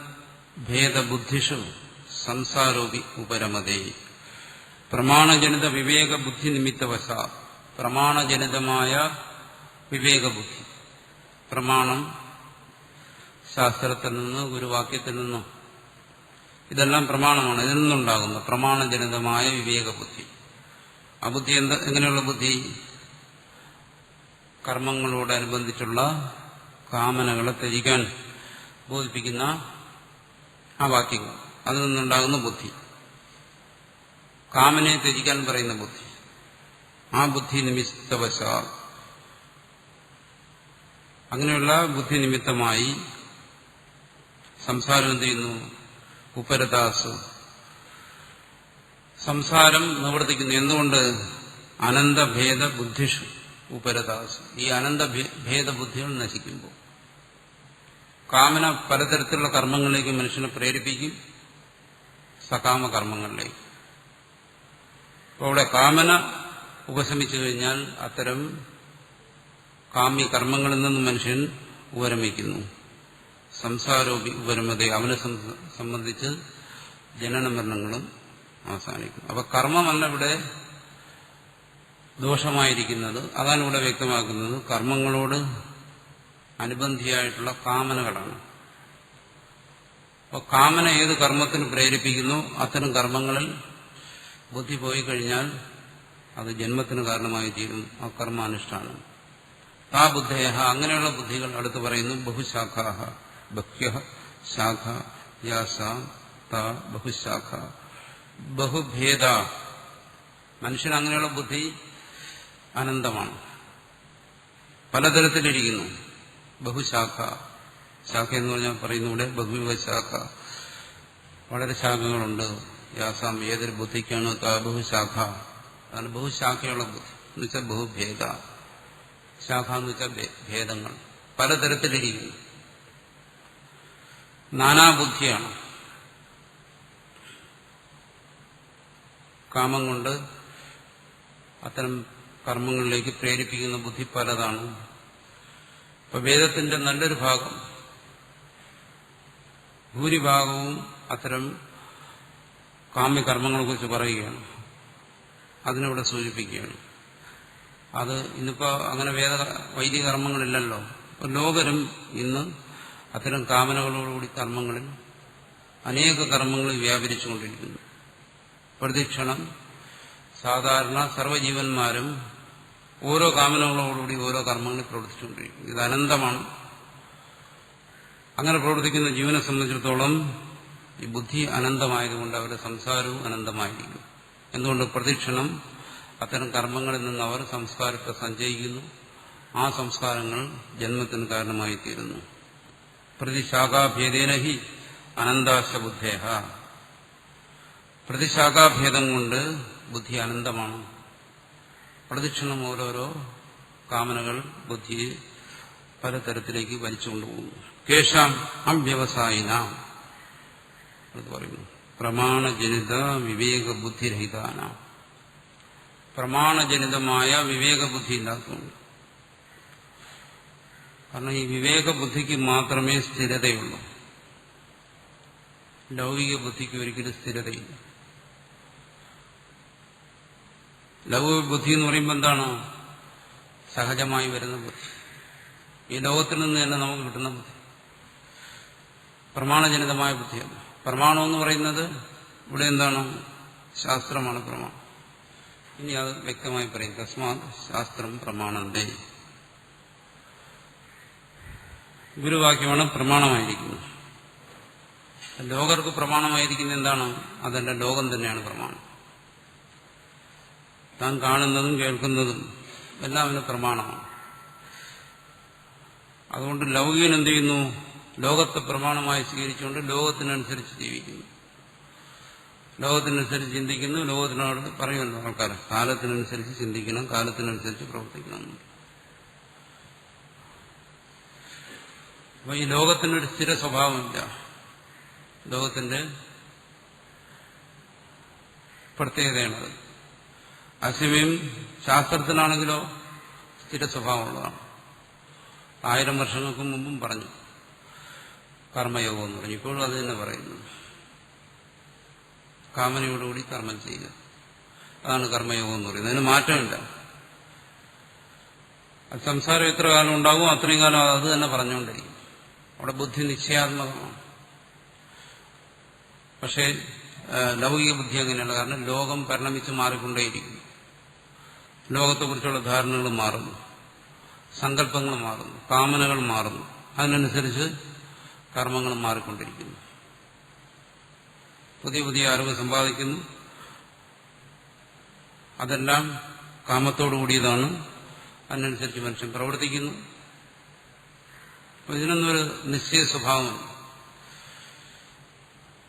അപ്പോൾ പ്രമാണജനിതമായ ബുദ്ധി ആർക്കാണോ ഇല്ലാത്തത് അവന്റെ ബുദ്ധിക്ക് സ്ഥിരത ഉണ്ടായിരിക്കത്തില്ല. അതെപ്പോഴും ഇങ്ങനെ ചലിച്ചുകൊണ്ടേയിരിക്കും. നാനാ വിഷയങ്ങളിലേക്ക് ആ ബുദ്ധി പ്രവർത്തിച്ചുകൊണ്ടേയിരിക്കും. ഇവിടെ അങ്ങനെയല്ല. ഇവിടെ ബുദ്ധി ഒരേ ഒരു ബുദ്ധിയാണ്. ബുദ്ധിക്ക് മാറ്റമില്ല, പ്രവൃത്തിക്ക് മാറ്റം വരാം. പക്ഷെ ബുദ്ധി മാറത്തില്ല.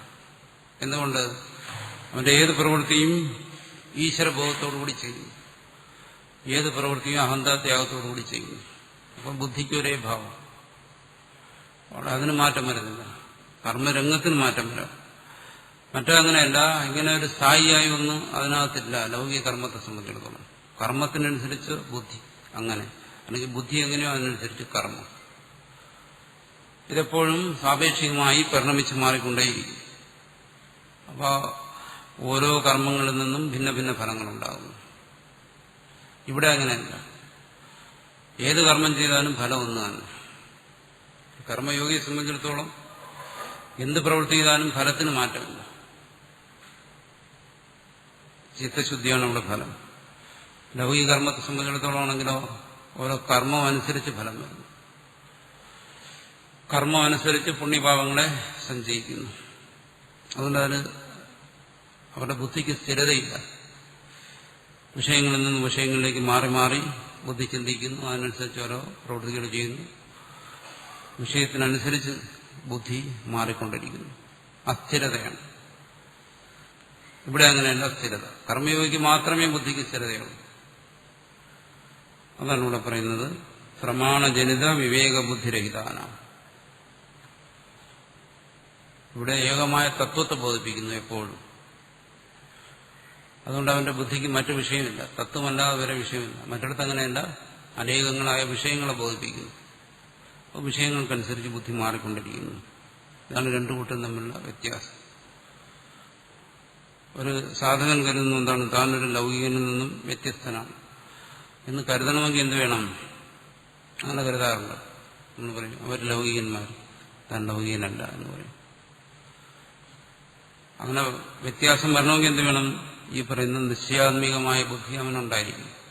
എന്നാൽ ഒരുവന് നമുക്ക് ഒരു ആധ്യാത്മിക ജീവിയെന്നും ലൗകികനെന്നും പറഞ്ഞ് നമുക്ക് വേർതിരിക്കാൻ പറ്റും. എവിടെയെങ്കിലും ഇങ്ങനെ സ്ഥിരമായ നിശ്ചയാത്മികമായ ബുദ്ധി. ബുദ്ധി ഒരിക്കലും വിഷയത്തെ സ്ഥിരപ്പെടുത്താൻ നോക്കില്ല. കാരണം വിഷയം അനന്തമാണ്. പിന്നെ ബുദ്ധി എവിടെയാണ് സ്ഥിരപ്പെടുത്തുന്നത്? ഈശ്വരനെ സ്ഥിരപ്പെടുത്താൻ പറ്റും. അപ്പൊ ഈശ്വരോന്മുഖമായിരിക്കുന്ന ഒരു ബുദ്ധിക്ക് സ്ഥിരത കാണും. അതാണ് ഈശ്വര ബോധമുള്ളവനെ കർമ്മയോഗം പറ്റുമെന്ന് പറയുന്നത്. നമ്മൾ പറയുമല്ലോ സത്കർമ്മങ്ങളൊക്കെ ചെയ്യുന്നവർ കർമ്മയോഗികളാണ്. അവർക്കാകാൻ പറ്റത്തില്ല കർമ്മയോഗം. എന്തുകൊണ്ട്? അവരുടെ ബുദ്ധിക്ക് സ്ഥിരത കാണത്തില്ല. സൽക്കർമ്മം ചെയ്യുമ്പോൾ ബുദ്ധി കർമ്മത്തിനനുസരിച്ചായി. കാരണം കർമ്മങ്ങൾ അനേകമാണ്. ഏകാഗ്രതയ്ക്ക് അവിടെ വിഷയമില്ല. അവിടെ കർമ്മങ്ങൾ പലതായതുകൊണ്ട് ചെയ്യുന്ന പ്രവൃത്തി നല്ലതായിരിക്കും. ചെയ്യുന്ന പ്രവൃത്തിക്കനുസരിച്ച് പുണ്യഫലം ഉണ്ടാകും. പക്ഷെ ബുദ്ധി ഏകാഗ്രമാകത്തില്ല. കാരണം വിഷയം അനുസരിച്ച് ബുദ്ധി മാറിക്കൊണ്ടിരിക്കും. ഇവിടെ അങ്ങനെയല്ല. കർമ്മയോഗയെ സംബന്ധിച്ചിടത്തോളം അയാൾക്ക് വിഷയം ഒന്നേ ഉള്ളൂ. ഈശ്വരസ്മരണയാണ്. ഈശ്വരസ്മരണമാണ് അയാളുടെ ബുദ്ധി. അപ്പോൾ അത് ഏകമായിരിക്കും. അപ്പൊ കർമ്മയോഗത്തിന്റെ തത്വങ്ങളിലായിരിക്കും അയാൾ അനുസ്മരിക്കുന്നത്. ആ തത്വങ്ങളെ അനുസ്മരിച്ചുകൊണ്ടാണ് അയാൾ കർമ്മത്തിൽ പ്രവർത്തിക്കുന്നത്. അതുകൊണ്ടവിടെ ബുദ്ധിക്ക് മാറ്റം വരുന്നില്ല.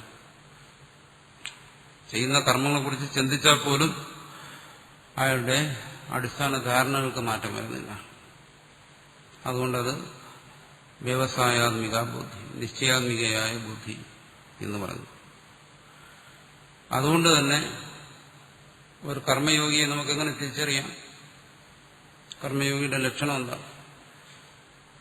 സ്ഥിതപ്രജ്ഞ ലക്ഷണം പോലെ തന്നെ കർമ്മയോഗിയെ കുറിച്ചും പറയും. ഒരുവൻ കർമ്മയോഗമാണ് അനുഷ്ഠിക്കുന്നതെങ്കിൽ അയാളുടെ മനസ്സ്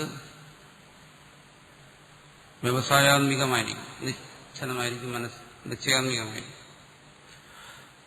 ഈ പറയുന്ന സമത്വം, യോഗവിച്ഛേദി, സമബുദ്ധിയായിരിക്കും. എന്ന് പറയുമ്പോൾ രാഗദ്വേഷങ്ങളോ സുഖദുഃഖങ്ങളോ ഒരു ലൗകികനെ ബാധിക്കുന്നത് പോലെ ബാധിക്കത്തില്ല. അതാണ് കർമ്മയോഗം കൊണ്ടുള്ള പ്രയോജനം. ഒരു ലൗകികനെ എങ്ങനെയാണോ രാഗദ്വേഷങ്ങളും സുഖദുഃഖങ്ങളും ബാധിക്കുന്നത്, അതിനവൻ കീഴ്പ്പെട്ടു പോകുന്നത്, അതുപോലെ ഒരു കർമ്മയോഗിയുടെ മനസ്സ് കീഴ്പ്പെടത്തില്ല. അത് കർമ്മയോഗിയാണെങ്കിൽ മനസ്സിന് നല്ല ദൃഢതയും മനസ്സിന് നല്ല സമത്വം, അതായത് ശാന്തിയും ഉണ്ടായിരിക്കും. അതാണ് കർമ്മയോഗിയുടെ ലക്ഷണം. മനസ്സ് അസ്വസ്ഥമാവുന്നുണ്ടെങ്കിൽ അയാൾ കർമ്മയോഗത്തിൽ എത്തിയിട്ടില്ല, കർമ്മയോഗത്തെക്കുറിച്ച് കേട്ടിട്ടേ ഉള്ളൂ.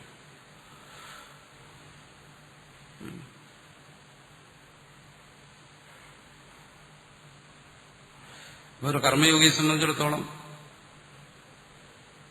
1 മണിക്കൂർ കർമ്മയോഗം, ബാക്കിയുള്ള സമയം വേറെ യോഗം, അങ്ങനെയില്ല. നമ്മളങ്ങനെ പറയുന്നു.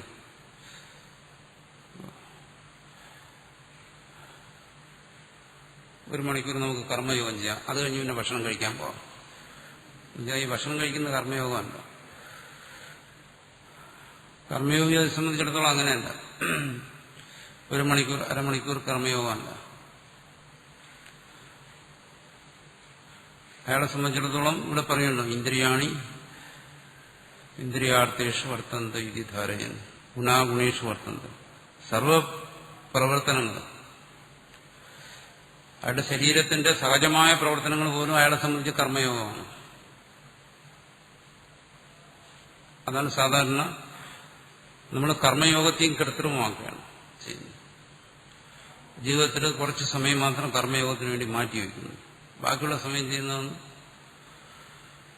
അതിനൊന്നും യോഗമില്ല. അതെല്ലാം കർമ്മയോഗം എന്ന് പറയുന്നത്. അതിവിടെ വിശദമായ ചർച്ചയിൽ അടുത്ത് വരുന്ന ചില ശ്ലോകങ്ങൾ. സർവപ്രവൃത്തികളും കർമ്മയോഗിയെ സംബന്ധിച്ചിടത്തോളം കർമ്മയോഗമാണ്. അല്ല കർമ്മയോഗം ചെയ്യാൻ വേണ്ടി പ്രത്യേകിച്ച് മണിയടിക്കുമ്പോൾ കർമ്മയോഗം, അടുത്ത മണിക്ക് വേറെ യോഗം, അങ്ങനെയില്ല. ചില ആശ്രമങ്ങൾ അങ്ങനെയുണ്ട്. 10 മണി വരെ 11 മണി വരെ കർമ്മയോഗം, ബാക്കിയുള്ള സമയം എന്ത് യോഗമാണ്? അതല്ല.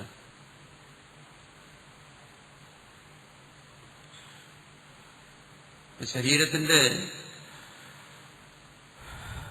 എല്ലാ പ്രവൃത്തികളും, സൂക്ഷ്മമായ പ്രവൃത്തികൾ പോലും നടക്കുമ്പോഴും കർമ്മയോഗിയുടെ മനസ്സിന് മാറ്റമില്ല. വ്യവസായാത്മിക ബുദ്ധി, അതാണ്.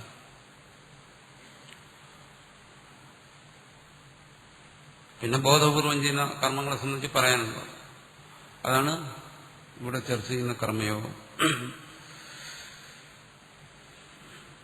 അതിനെന്ത് വേണം? പ്രമാണജനിത. അതിനാണ് ഇവിടെ പ്രാധാന്യം. പ്രമാണജനിത വിവേകബുദ്ധി. കർമ്മയോഗത്തെ സംബന്ധിച്ച് എപ്പോഴും നമുക്ക് നഷ്ടപ്പെടുന്ന എന്താണ്? കർമ്മമല്ല നഷ്ടപ്പെടുന്നത്. കർമ്മം നമ്മൾ ചെയ്യുന്നുണ്ട്, പക്ഷേ കർമ്മയോഗത്തെക്കുറിച്ചുള്ള ഈ വിവേകബുദ്ധി, കർമ്മയോഗത്തെക്കുറിച്ചുള്ള ധാരണ, അതാണില്ലാത്ത കർമ്മയോഗി. ധാരണ പെശകാണുള്ളത്. അതുകൊണ്ടാണ് കർമ്മയോഗത്തെക്കുറിച്ച് നമുക്ക് പലതരത്തിൽ സംശയം വരും. കർമ്മയോഗം അനുഷ്ഠിക്കുന്ന ഒരാളെ സംബന്ധിച്ച് കർമ്മയോഗത്തെക്കുറിച്ച് സംശയമില്ല. കാരണം അവിടെ ഏകബുദ്ധിയാണ്. ഇവിടെ പറഞ്ഞല്ലോ, വ്യവസായാത്മിക ബുദ്ധിയാണ്, ഏകമായ ബുദ്ധിയാണ്. അത് പിന്നെ സംശയിക്കാൻ വരുന്നില്ല. പല ബുദ്ധികളുടെടുത്താണ് സംശയം വരുന്നത്. അതങ്ങനെയാണോ ഇങ്ങനെയാണോ എന്ന്. ഇവിടെ ഏകബുദ്ധിയാണ്. ഏകബുദ്ധിയായതുകൊണ്ട് അയാളുടെ മനസ്സിൽ സംശയം വരുന്നില്ല. അപ്പോൾ കർമ്മയോഗിയുടെ മനസ്സിലൊരിക്കലും കർമ്മയോഗത്തെക്കുറിച്ചുള്ള ഒരു സംശയവും വരുന്നില്ല. കർമ്മയോഗത്തെക്കുറിച്ച് എന്തെങ്കിലും സംശയം ഉണ്ടെങ്കിൽ കർമ്മയോഗി ആയിട്ടില്ല, കർമ്മയോഗി ആകുന്നതിന് വേണ്ടിയിട്ടുള്ള ഒരുക്കങ്ങളിലാണ്, കർമ്മയോഗി ആകാൻ പോവുകയാണ്. കർമ്മയോഗിയെ സംബന്ധിച്ചിടത്തോളം ഇവിടെ പറഞ്ഞല്ലോ, അതിന്റെ ഏറ്റവും വലിയ അടയാളം ഇതാണ്, വ്യവസായാത്മിക ബുദ്ധി, നിശ്ചയാത്മികമായ ബുദ്ധി. കർമ്മയോഗത്തെക്കുറിച്ച് യാതൊരു സംശയവും വരുന്നു. ഏകബുദ്ധിയിൽ നിൽക്കുന്നു. സദാ ഏകബുദ്ധിയിൽ തന്നെ നിൽക്കുന്നു. അയാളെ സംബന്ധിച്ചിടത്തോളം ശ്വാസോച്ഛ്വാസം പോലും കർമ്മമാണ്. അതിനെ സംബന്ധിച്ചും അയാളെ സംബന്ധിച്ച് വ്യക്തമായ ധാരണ, ഈ വിവേകബുദ്ധിയുണ്ട് അയാളെ സംബന്ധിച്ചിടത്തോളം. ആ വിവേകബുദ്ധിയിൽ നിന്നുകൊണ്ട് ആ വിവേകബുദ്ധിയുടെ പലതരത്തിൽ വിശദീകരിക്കുന്നു. അത് മുഖ്യമായ രീതിയിലാണ് പറയുന്നത്. യോഗ കർമ്മസുഖവശനം സമത്വം യോഗ ഉച്ചതി എന്നെല്ലാം പറയുന്നതിന്റെ പ്രധാന അംശങ്ങളെക്കുറിച്ചാണ്. അങ്ങനെ വിവേകബുദ്ധി, കർമ്മയോഗത്തെക്കുറിച്ചുള്ള ശരിയായ ധാരണ ഒരുവനുണ്ടായാലേ കർമ്മയോഗാനുഷ്ഠാനം സാധ്യമാവും. അല്ലെങ്കിൽ കേവലം കർമാനുഷ്ഠാനം മാത്രം നടക്കും, അതിന് യോഗം കാണത്തില്ല. അതാണ് ഇവിടെ ചർച്ച ചെയ്യുന്നത്. അടുത്ത ശ്ലോകത്തിൽ നോക്കുക. കുരുനന്ദന,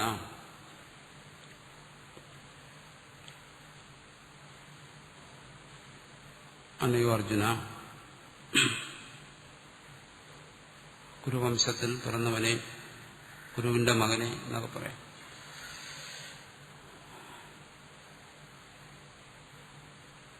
ഇഹ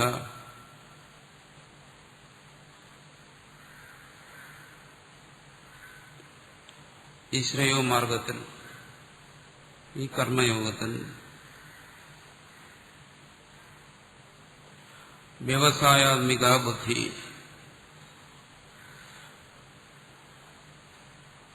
നിശ്ചയാത്മികയായ ബുദ്ധി, ഏക ഒന്നാണ്, ഒരേ ഒരു നിശ്ചയാത്മികമായ ബുദ്ധിയാണ് കർമ്മയോഗത്തെ സംബന്ധിച്ചിടത്തോളം. അമ്പ്യവസായന, കർമ്മികളെ സംബന്ധിച്ചിടത്തോളം, കർമ്മയോഗികളല്ല കേവല കർമ്മികൾ, അനിശ്ചയ ബുദ്ധിയുള്ളവർ, അവരെ സംബന്ധിച്ചിടത്തോളം ബഹുശാഖ, അനേക ഭേദങ്ങളോടുകൂടിയ അനന്താഹ, അനന്തങ്ങളായ ബുദ്ധയ, അറിവുകളാണുള്ളത്. എന്നുവെച്ചാൽ നാനാ കർമ്മങ്ങളെക്കുറിച്ചുള്ള കാമനയോടുകൂടിയ അറിവുകളാണ് അവർക്കുള്ളത്. അതിനനുസരിച്ച് അവിടെ ബുദ്ധി ചേറിപ്പോകുന്നു. പല പല കർമ്മങ്ങളിലേക്ക് പോയി ബുദ്ധി നാനാതരത്തിൽ പോകുന്നു. ഇവിടെ അങ്ങനെയല്ല, ഏത് കർമ്മത്തിലായാലും ഒരേ ബുദ്ധി നിലനിൽക്കുന്നു. ഒരു നിശ്ചയം എന്ന് പറയുന്നതാണ്. ഏക എന്ന് പറയുന്നതിനും പ്രത്യേകതയുണ്ട്. കാരണം കർമ്മിയുടെ മനസ്സിനും നിശ്ചയം കാണും. അയാൾ ഏത് പ്രവൃത്തി ചെയ്യുന്നു ആ പ്രവൃത്തിയിൽ അയാളുടെ മനസ്സിന് ഏകാഗ്രത കാണും, ആ പ്രവൃത്തിയിൽ അയാൾക്ക് നിശ്ചയം കാണും. പക്ഷെ അതുകൂടെ പോകും. ഏത് പ്രവൃത്തിയിലും ഒരു നിശ്ചയം കാണും. കർമ്മയോഗത്തെക്കുറിച്ചുള്ള വിവേകം, അതാണ് ഏത് ബുദ്ധിയിലും വരേണ്ട ഒരേ നിശ്ചയം. ഇവിടെ പറഞ്ഞല്ലോ വിവേകബുദ്ധി, ഏകമായ നിശ്ചയം. ഈ പറയുന്ന കർമ്മിക്കുമുണ്ട് നിശ്ചയം. നിശ്ചയാത്മകമായ ബുദ്ധി ആർക്കും ഉണ്ടാവാം, നിശ്ചയം ആരുടെ മനസ്സിലും ഉണ്ടാവും. പക്ഷെ ആ നിശ്ചയങ്ങൾ അവിടെ പലതായിരിക്കും. കർമ്മത്തിനനുസരിച്ച് ആ നിശ്ചയങ്ങൾ മാറിക്കൊണ്ടിരിക്കും. കർമ്മയോഗിയെ സംബന്ധിച്ച് അങ്ങനെയല്ല. ഏത് കർമ്മം ചെയ്തു കഴിഞ്ഞാലും അയാളുടെ മനസ്സിൽ ഒരു ബുദ്ധി, വിവേകബുദ്ധി ഒന്നായിരിക്കും. ഈശ്വരാർപ്പണ ബുദ്ധി, അഹന്തയെ ത്യജിക്കുന്നതിനുള്ള ബുദ്ധി, മമതയെ ത്യജിക്കുന്നതിനുള്ള ബുദ്ധി, ആത്മാവിന്റെ നിസ്സംഗതയെക്കുറിച്ച് ബുദ്ധി, ഏകരൂപത്തിലുള്ള ബുദ്ധി, അതാണ് പറയുന്നത്. ആത്മസ്വരൂപത്തെക്കുറിച്ചുള്ള അയാളുടെ ബുദ്ധി. ഇങ്ങനെ അവിടെ എന്തായിരിക്കും? ബുദ്ധി ഏകമായിരിക്കും. അതിന് ഒരു കർമ്മത്തിനും മാറ്റവും. മറ്റടുത്ത് അങ്ങനെ ഏക രൂപത്തിലുള്ള ഒരു ബുദ്ധിയില്ല. കാമനയ്ക്കനുസരിച്ച്, കർമ്മങ്ങൾക്കനുസരിച്ച് പല പല കർമ്മങ്ങളിലേക്ക് മനസ്സ് പോകുന്നു.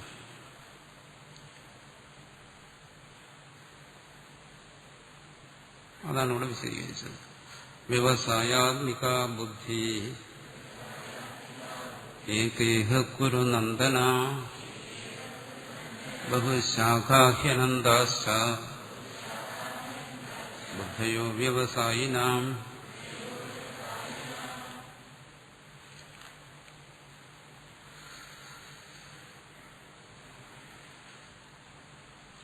യാമിമാം പുഷ്പിതാം വാചം പ്രവദന്ത്യവിപസ്ഥിതഃ വേദവാദരതാഃ പാർത്ഥ നാന്യദസ്തീതി വാദിനഃ.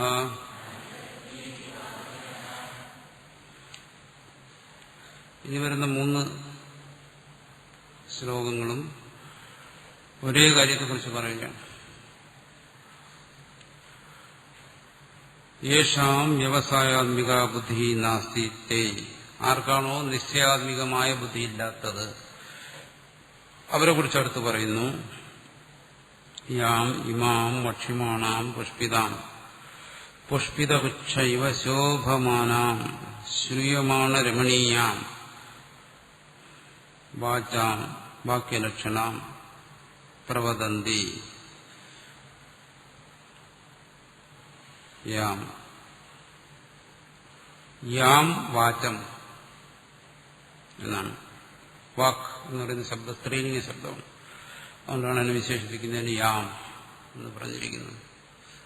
യാം ഇമാം പുഷ്പിതാം വാചം അതെല്ലാം വാക്കിനെ വിശേഷിപ്പിക്കുകയാണ്. എങ്ങനെയുള്ള വാക്ക്? യാം ഇമാം ഇനി പറയാൻ പോകുന്ന പക്ഷിമാണ് പുഷ്പിതമായ വാക്ക് എന്ന് പറയുന്നു. വാക്കിനെ വിശേഷിപ്പിക്കുകയാണ്. ഇത് പ്രധാനമായി പറയുന്നത് എന്താണ്? കാമനയോടുകൂടിയ കർമ്മങ്ങളെക്കുറിച്ച് പറയുന്ന വാക്കുകൾ. വേദത്തെക്കുറിച്ച് പറയുമ്പോൾ വേദത്തിന്റെ കർമ്മകാണ്ഡം, ലോകത്തെക്കുറിച്ച് പറയുമ്പോൾ ലോകത്തിൽ മനുഷ്യന് പ്രലോഭനം കൊടുക്കുന്ന കർമ്മങ്ങളെല്ലാം ലൗകിക കർമ്മങ്ങൾ.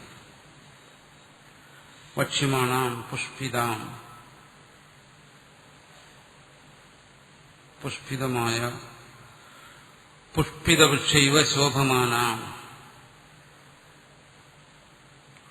വാക്കിന് പുഷ്പിതമെന്ന് ഒരു വിശേഷണം കൊടുത്തതിന് പുഷ്പിതമായ വൃക്ഷം എങ്ങനെയാണോ മനോഹരമായിരിക്കുന്നു കാണുന്നതിന്, അതുപോലെ ഫലത്തെ പ്രലോഭിപ്പിച്ചുകൊണ്ട്, ഫലത്തിൽ മനുഷ്യന്റെ മനസ്സിനെ പ്രലോഭിപ്പിച്ചുകൊണ്ട് ഒരുപാട് കർമ്മങ്ങൾ പറയുന്നുണ്ട് വേദത്തിനും മറ്റും ലോകത്തിനും. ശോഭമാനാം അത് കാണുന്നതിന് എങ്ങനെയാണോ പുഷ്പിതമായ വൃക്ഷം മനോഹരമായിരിക്കുന്നത് അതുപോലെ ശ്രൂയമാണ് രമണീയാം കേൾക്കുന്നതിന് വളരെ രസമുള്ളതാണ്. കർമ്മങ്ങളെക്കുറിച്ച് പറയുമ്പോൾ ഒരുപാട് പ്രലോഭനങ്ങളാണ് പറയുന്നത്. എന്താ പറയുന്നത്? ഈ കർമ്മങ്ങൾ ചെയ്തു കഴിഞ്ഞാൽ ഇഹലോകത്തിലാണെങ്കിൽ സമ്പത്തുണ്ടാവും, പുത്രനുണ്ടാകും, പരലോകത്തിലാണെങ്കിൽ സ്വർഗാദി സുഖങ്ങളുണ്ടാകും, അവിടെ പരമാനന്ദമാണ്. ഇങ്ങനെ ശ്രൂയമാണ് രമണീയാം കേൾക്കുന്നത്, കേൾവി രമിപ്പിക്കുന്നതാണ്, കേൾക്കുന്നതിൽ വളരെ ആനന്ദം ഉണ്ടാകുന്നതായ വാചം വാക്യലക്ഷണം. വാക്യങ്ങൾ പറയുന്നുണ്ട്, പ്രവദന്തി അങ്ങനെ പറയുന്നുണ്ട്. മനസ്സിന് പ്രലോഭനങ്ങൾ കൊടുത്തിട്ട് പ്രവൃത്തിയിലേക്ക് പ്രേരിപ്പിക്കുന്ന വാക്കുകൾ. ഇവിടെ നമ്മളൊരു പ്രത്യേകം ശ്രദ്ധിക്കേണ്ട ഒരു കാര്യം, ഇവിടെ ഒരിക്കലും കർമ്മങ്ങളെ നിഷേധിക്കുന്നില്ല. ഈ കർമ്മങ്ങളോടനുബന്ധിച്ച് വരുന്ന പ്രലോഭനങ്ങൾ അതിനെയാണ് ഇവിടെ നിഷേധിക്കുന്നത്. കർമ്മം സമചിത്തതയോടുകൂടി ചെയ്യാനാണ് ഇത് പറയുന്നത്. ആ പ്രലോഭനങ്ങളെ ഒഴിവാക്കി നിർത്താനേ പറയുന്നത്. എന്തുകൊണ്ട്? ആ പ്രലോഭനങ്ങൾ മനസ്സിന്റെ ശാന്തിയെ നശിപ്പിക്കും. സമചിത്തതയോടുകൂടി കർമ്മം ചെയ്യും. കർമ്മത്തെ നിഷേധിക്കുന്നു എന്ന് പറയുമ്പോൾ പലരും ചിന്തിക്കും, ലോകം എന്ന് പറയുന്നത് തന്നെ മനുഷ്യരെല്ലാം കർമ്മ മാർഗങ്ങളിൽ മുഴുകിയാണ് നിൽക്കുന്നത്. ലോകം തന്നെ കർമ്മത്തിനനുസരിച്ചാണ് ലോകത്തിന്റെ മുന്നോട്ടുള്ള പോക്ക്, അല്ലെങ്കിൽ നമ്മൾ പറയുന്ന പുരോഗതി. അപ്പം മനുഷ്യനെ ഇത്തരം കർമ്മങ്ങളിൽ നിന്നെല്ലാം പ്രേരിപ്പിക്കുകയാണെങ്കിൽ, കർമ്മങ്ങളിൽ നിന്ന് പിന്തിരിപ്പിക്കുകയാണെങ്കിൽ, കർമ്മപ്രേരണ നശിപ്പിക്കുകയാണെങ്കിൽ ലോകം തന്നെ അധപ്പതിക്കത്തില്ലേ എന്ന് ചിന്തിക്കും. ഇവിടെ അതല്ല പറയുന്നത്. ഇവിടെ പറയുന്നത് കർമ്മത്തിൽ നിന്ന് മനുഷ്യനെ ഒരിക്കലും പിന്തിരിപ്പിക്കുന്നില്ല. അതാണ് മുഖ്യമായ താല്പര്യം. കർമ്മം തന്നെയാണ് മുഖ്യമായ താല്പര്യം. പക്ഷെ ആ കർമ്മത്തിനോട് ചേർന്ന് മനുഷ്യന്റെ മനസ്സിൽ വരുന്ന പ്രലോഭനങ്ങൾ മനുഷ്യന്റെ മനസ്സിന്റെ സമചിത്തതയെ നശിപ്പിക്കുന്നു. ആ പ്രലോഭനങ്ങൾ അതിനെ ഒഴിവാക്കാനാണ് പറയുന്നത്. എന്നിട്ട് കർമ്മം ചെയ്യുക. അതായത് കർമ്മം ശാന്തമായി ചെയ്യാൻ ആവശ്യപ്പെടുകയാണ്. സമാധാനമായിട്ട് കർമ്മം ചെയ്യുക. മനുഷ്യനെ സംബന്ധിച്ചിടത്തോളം കർമ്മം ചെയ്യുന്നതിനവന് ആവേശമുണ്ട്. കർമ്മത്തിലേക്ക് ഇറങ്ങുന്നു, പ്രവർത്തിക്കുന്നു. അപ്പോൾ കർമ്മത്തിൽ ഇറങ്ങുമ്പോൾ അവന്റെ സമാധാനം നഷ്ടപ്പെട്ടു പോകുന്നു, അവന്റെ ശാന്തി നഷ്ടപ്പെട്ടു പോകുന്നു. അപ്പോൾ അത് നഷ്ടപ്പെടുത്തരുതെന്നേ ഇവിടെ പറയുന്നത്. അല്ലാതെ കർമ്മത്തിൽ നിന്ന് മനുഷ്യനെ ആധ്യാത്മിക ശാസ്ത്രം പിന്തിരിപ്പിക്കുന്നില്ല, പിന്തിരിപ്പിക്കേണ്ട ആവശ്യം ഇവിടെ വരുന്നില്ല. കാരണം കർമ്മം തന്നെ അതിന്റെ സമയം വരുമ്പോൾ അത് പിന്തിരിഞ്ഞ് പൊക്കോളും. അവന് പിന്തിരിപ്പിക്കേണ്ട ആവശ്യം വരുന്നില്ല. അതാണ് ഇവിടെ പറഞ്ഞത് ശ്രൂയമാണ് രമണീയ. അതിനാണ് പ്രാധാന്യം. പ്രലോഭനങ്ങൾ വരുന്നു കർമ്മത്തോടനുബന്ധിച്ച്. ആ പ്രലോഭനങ്ങളെന്ന് പറയുമ്പോൾ മനുഷ്യന് എപ്പോഴും ഇച്ഛാഭംഗത്തെ ഉണ്ടാകുന്നതാണ്, മനുഷ്യന്റെ മനസ്സിന് അസ്വസ്ഥത ഉണ്ടാകുന്നതാണ്, രാഗദ്വേഷങ്ങൾ ഉണ്ടാകുന്നതാണ്. ആ ഭാഗത്തെ ശുദ്ധീകരിക്കാനാണ് ഇവിടെ ആവശ്യപ്പെടുന്നത്. ഇത് വേദകാലത്തെ തുടങ്ങിയതാണ്, വേദത്തിലേ ഉണ്ട്. അവിടെയും പറഞ്ഞു നീ സ്വർഗം, നിനക്ക് സ്വർഗം കിട്ടും, ഇന്നത് ചെയ്യും എന്ന് പറഞ്ഞവിടെ പ്രലോഭിപ്പിക്കുകയാണ്. ഇതാരാ ഇത് പറയുന്നത്? അവിപശ്ചിത അല്പമേധസ, അല്പബുദ്ധിയുള്ളവർ എന്ന് വെച്ചാൽ എന്താണ്? അവിവേകിന, അവിവേകികളെന്നർത്ഥം. അതിനിവിടെ മുഖ്യമായി പറയുന്ന ആരാണ്? അത് നമ്മൾ ചർച്ച തുടങ്ങുമ്പോഴേ പറഞ്ഞു. കർമ്മമെന്ന് പറയുമ്പോൾ അവിടെ മുഖ്യമായി ആദ്യം പോകുന്നത് വേദങ്ങളിലേക്കാണ്, പിന്നെ സാധാരണ കർമ്മത്തിലേക്ക് വരുന്നുള്ളൂ. നമുക്കതൊട്ട് പരിചയമില്ലെങ്കിൽ അതാണ് ഇവിടെ പറഞ്ഞത് വേദവാദരത. വേദവാദരതന്മാര്, വേദവാദികൾ, വേദത്തിലെ കർമ്മങ്ങളെക്കുറിച്ച് പറയുന്നത് അവരെയാണ് ഇവിടെ ആദ്യം പരാമർശിക്കുന്നത്. ബഹു അർത്ഥവാദ ഫല സാധന പ്രകാശകേഷു വേദവാക്യേഷു രഥാഹ. വ്യക്തമായി പറയുകയാണ്. കർമ്മം എന്ന് പറഞ്ഞാൽ ഉടൻ അവിടെ എത്തും. അതുകൊണ്ടാണ് ആചാര്യസ്വാമികളും കർമ്മം എന്ന് പറയുമ്പോൾ ഉടൻ വൈദിക കർമ്മങ്ങളിലേക്ക് പോകുന്നു. ബഹു അർത്ഥവാദം, വളരെ സ്തുതിപരമായിട്ടുള്ള, സ്തുതിയും നിന്ദും രണ്ടും അർത്ഥവാദമാണ്, നിന്ദയും. അപ്പം ഇവിടെ കാമ്യകർമ്മങ്ങളെ സംബന്ധിച്ചിടത്തോളം സ്തുതിപരമായ വാക്യങ്ങൾ, ഫലം, ഫലത്തെക്കുറിച്ച് പറയുന്നു, സ്വർഗാദി ഫലങ്ങളെക്കുറിച്ച് പറയുന്ന, സാധനം, ജ്യോതിഷ്ഠോമാദി യാഗങ്ങളെക്കുറിച്ച് പറയുന്ന, ഇവയെ പ്രകാശകേഷു, ഇവയെല്ലാം പ്രകാശിപ്പിക്കുന്ന വേദവാക്യേശ്വരതാഹ, വേദവാക്യങ്ങൾ രമിക്കുന്നവരുണ്ട് കർമ്മകാണ്ഡികൾ.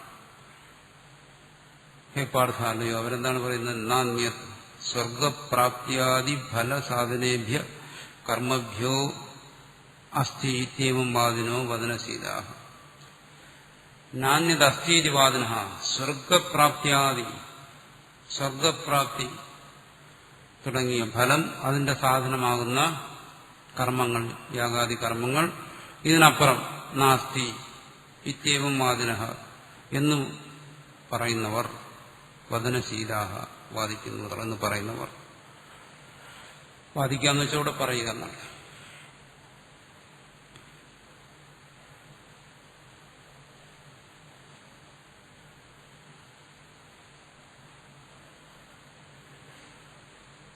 കർമ്മകാണ്ഡത്തിൽ നിഷ്ഠയുള്ളവർ അവർ പറയുന്നത് വേദം മുഴുവൻ കർമ്മങ്ങളെ കുറിച്ച് പറയുകയാണ്. ഇന്നുണ്ട് അങ്ങനെയുള്ള വൈദികന്മാർ. അഹം ബ്രഹ്മാസ്മി, തത്വമസ്മി, അതെല്ലാം വെറും അർത്ഥവാദങ്ങളാണ്. അവരതിനെയാണ് അർത്ഥവാദമായിട്ടെടുക്കുന്നത്. വെറുതെ പറഞ്ഞിരിക്കുന്ന കാര്യങ്ങളാണ്, അതിലൊന്നും കഴമ്പില്ല. യാഗാദി കർമ്മങ്ങളാണ് വേദത്തിൽ പറയുന്നത്, അത് ചെയ്യുക, അതാണ് പുരുഷാർത്ഥം. ഇങ്ങനെ പറയുന്നവർ ലോകത്തിലും അങ്ങനെയാണ്. ലോകത്തിലും മനുഷ്യനെ കർമ്മത്തിൽ പ്രേരിപ്പിക്കുന്നത് അതിൽ പ്രലോഭനങ്ങൾ കൊടുത്തിട്ടാണ്, അതിൽ കാമനയെ ഉണ്ടാക്കിയിട്ടാണ്. ഈ പറയുന്ന കർമ്മയോഗ ബുദ്ധി ഉണ്ടാക്കിയിട്ടില്ല കർമ്മത്തിൽ പ്രേരിപ്പിക്കുന്നത്. ഇത് പ്രേരിപ്പിക്കുന്ന കർമ്മത്തിലേക്ക് എങ്ങനെയാണ്? കർമ്മയോഗ ബുദ്ധിയിലൂടെയാണ് പ്രേരിപ്പിക്കുന്നത്. കർമ്മം ചെയ്യാം, അത് ചെയ്യേണ്ടെന്ന് പറയുന്നില്ല, പക്ഷെ അത് നിശ്ചയാത്മികമായ യോഗബുദ്ധിയിലൂടെ പ്രവൃത്തികൾ ചെയ്യുക. ഇവിടെ തിരിച്ച് വേദത്തിൽ ഇങ്ങനെ പറയുന്ന ഒരു ഭാഗമുണ്ട്, ലോകത്തിൽ നിന്നും അങ്ങനെ പറയുന്നുണ്ട്. അതിന്റെ ഫലം എന്താണ്? മനുഷ്യന്റെ മനഃശാന്തി നഷ്ടപ്പെടുക. കാരണം കർമ്മവും ഫലവും തമ്മിൽ ഒരിക്കലും നിശ്ചിതമായൊരു ബന്ധമില്ല.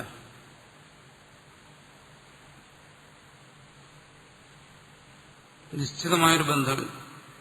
അല്ലെങ്കിൽ മനുഷ്യന്റെ സ്വാതന്ത്ര്യത്തിനനുസരിച്ചുള്ള ഒരു ബന്ധമില്ല. അതുകൊണ്ട് തന്നെ എന്ത് ചെയ്യുന്നു? കർമ്മം ചെയ്യുമ്പോൾ അതിനനുസരിച്ച് ഫലം കിട്ടുകയോ കിട്ടാതെ വരികയോ ചെയ്യാം. കിട്ടുമ്പോൾ സന്തോഷിക്കും, കിട്ടാതെ വരുമ്പോൾ ദുഃഖിക്കും, മനസ്സ് അസ്വസ്ഥമാകും. കാരണം എന്തുകൊണ്ട്? ആ കർമ്മത്തിന് കാമന പ്രേരകമായതുകൊണ്ടാണ്. അപ്പൊ അവിടെ സമത്വമാണ് ഗീത കർമ്മയോഗത്തിലൂടെ ഉദ്ദേശിക്കുന്നത്. മനസ്സിന്റെ സമത്വം, മനസ്സിന്റെ ശാന്തി. അതുകൊണ്ട് ഈ അവിവേകികൾ പ്രേരിപ്പിക്കുന്ന കർമ്മത്തിലേക്ക് പ്രവേശിക്കരുത്. അതാണ് ഇവിടെ അർജുനനോട് പറയുന്നത് ഈ ശ്ലോകത്തിൽ. പിന്നെ അടുത്ത് വരുന്ന ശ്ലോകവുമായിട്ട് ബന്ധമുണ്ട്, എന്നാൽ ഇത് പൂർണ്ണമാണ്.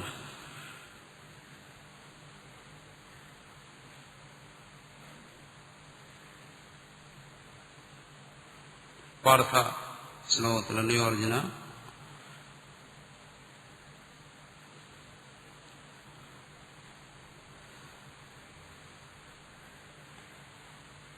അന്യത് ഈ കാമ്യകർമ്മങ്ങളല്ലാതെ മറ്റൊന്നും ന അസ്ഥീരിവാദിനഃ ഇല്ല എന്ന് പറയുന്നവര് ഇവിടെ മുഖ്യമായിട്ടും വൈദികന്മാരെയാണ്. അവിപശ്ചിതഃ അവിവേകികൾ. വിപശ്ചിത് എന്ന് വെച്ചാൽ വിവേകി എന്നാണ് അർത്ഥം, ബുദ്ധിമാൻ എന്നൊക്കെയാണ് അർത്ഥം. വിപശ്ചിത് പണ്ഡിതൻ എന്നൊക്കെ അർത്ഥം. അവിപശ്ചിതഃ അതിന്റെ ബഹുവചനമാണ്. അവിവേകികൾ ആരാണവര്?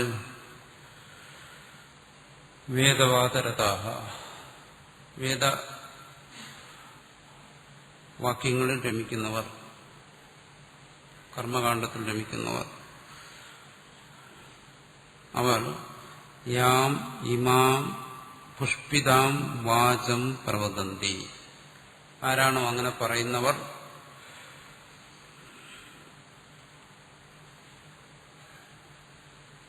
അവരെന്ത് പറയുന്നു? ഇമാം പുഷ്പിതാം വാചം. പുഷ്പിതം എന്ന് പറഞ്ഞാൽ വാക്കിന്റെ വിശേഷണമാണ്, കേൾക്കാൻ ഇമ്പമുള്ള എന്നർത്ഥം. വാചം പ്രവദന്തി വാക്കുകളെ പറയുന്നു. കേൾക്കുന്നതിനുള്ള സുഖം എന്താണ്? അവിടെ വലിയ വലിയ ഫലങ്ങളെക്കുറിച്ച് പറയും, സ്വർഗാദി ഫലങ്ങളെക്കുറിച്ച് പറയുന്നു. അതുകൊണ്ട് അത് കേൾക്കുന്നതിന് ഇമ്പമുള്ളതാണ്. തുടർന്ന് വരുന്നതിനോടുകൂടി അത് ചെയ്യും. അവർക്കൊരിക്കലും മനസ്സിന് ഏകാഗ്രത ഉണ്ടാകത്തില്ല, മനസ്സിന് ശാന്തി ഉണ്ടാകത്തില്ല, അവരുടെ മനസ്സിന് നിശ്ചയാത്മികമായ ബുദ്ധി ഉണ്ടാകത്തില്ല എന്നാണ് ഇനി പറയാൻ പോകുന്നത്. ആരാണോ ഈ വാക്കുകൾക്ക് ചെവി കൊടുക്കുന്നത് അവർക്കൊരിക്കലും മനഃശാന്തി ഉണ്ടാകത്തില്ല എന്നടുത്ത് പറഞ്ഞവസാനിപ്പിക്കും. അടുത്ത ശ്ലോകങ്ങളോടുകൂടി അത് ചേർന്ന് വരുന്നതാണ്. അതുകൊണ്ടാണ് അത് ഒരുമിച്ച് കൊടുത്തിരിക്കുന്നത്. യാമിമാം പുഷ്പിതാം വാചം പ്രവദന്ത്യവിപശ്ചിതഃ വേദവാദരതാഃ പാർത്ഥാഃ നാന്യദസ്തീതി വാദിനഃ കാമാത്മാനഃ സ്വർഗപരാ ജന്മകർമ്മഫലപ്രദാം ക്രിയാവിശേഷബഹുളാം ഭോഗൈശ്വര്യഗതിം പ്രതി.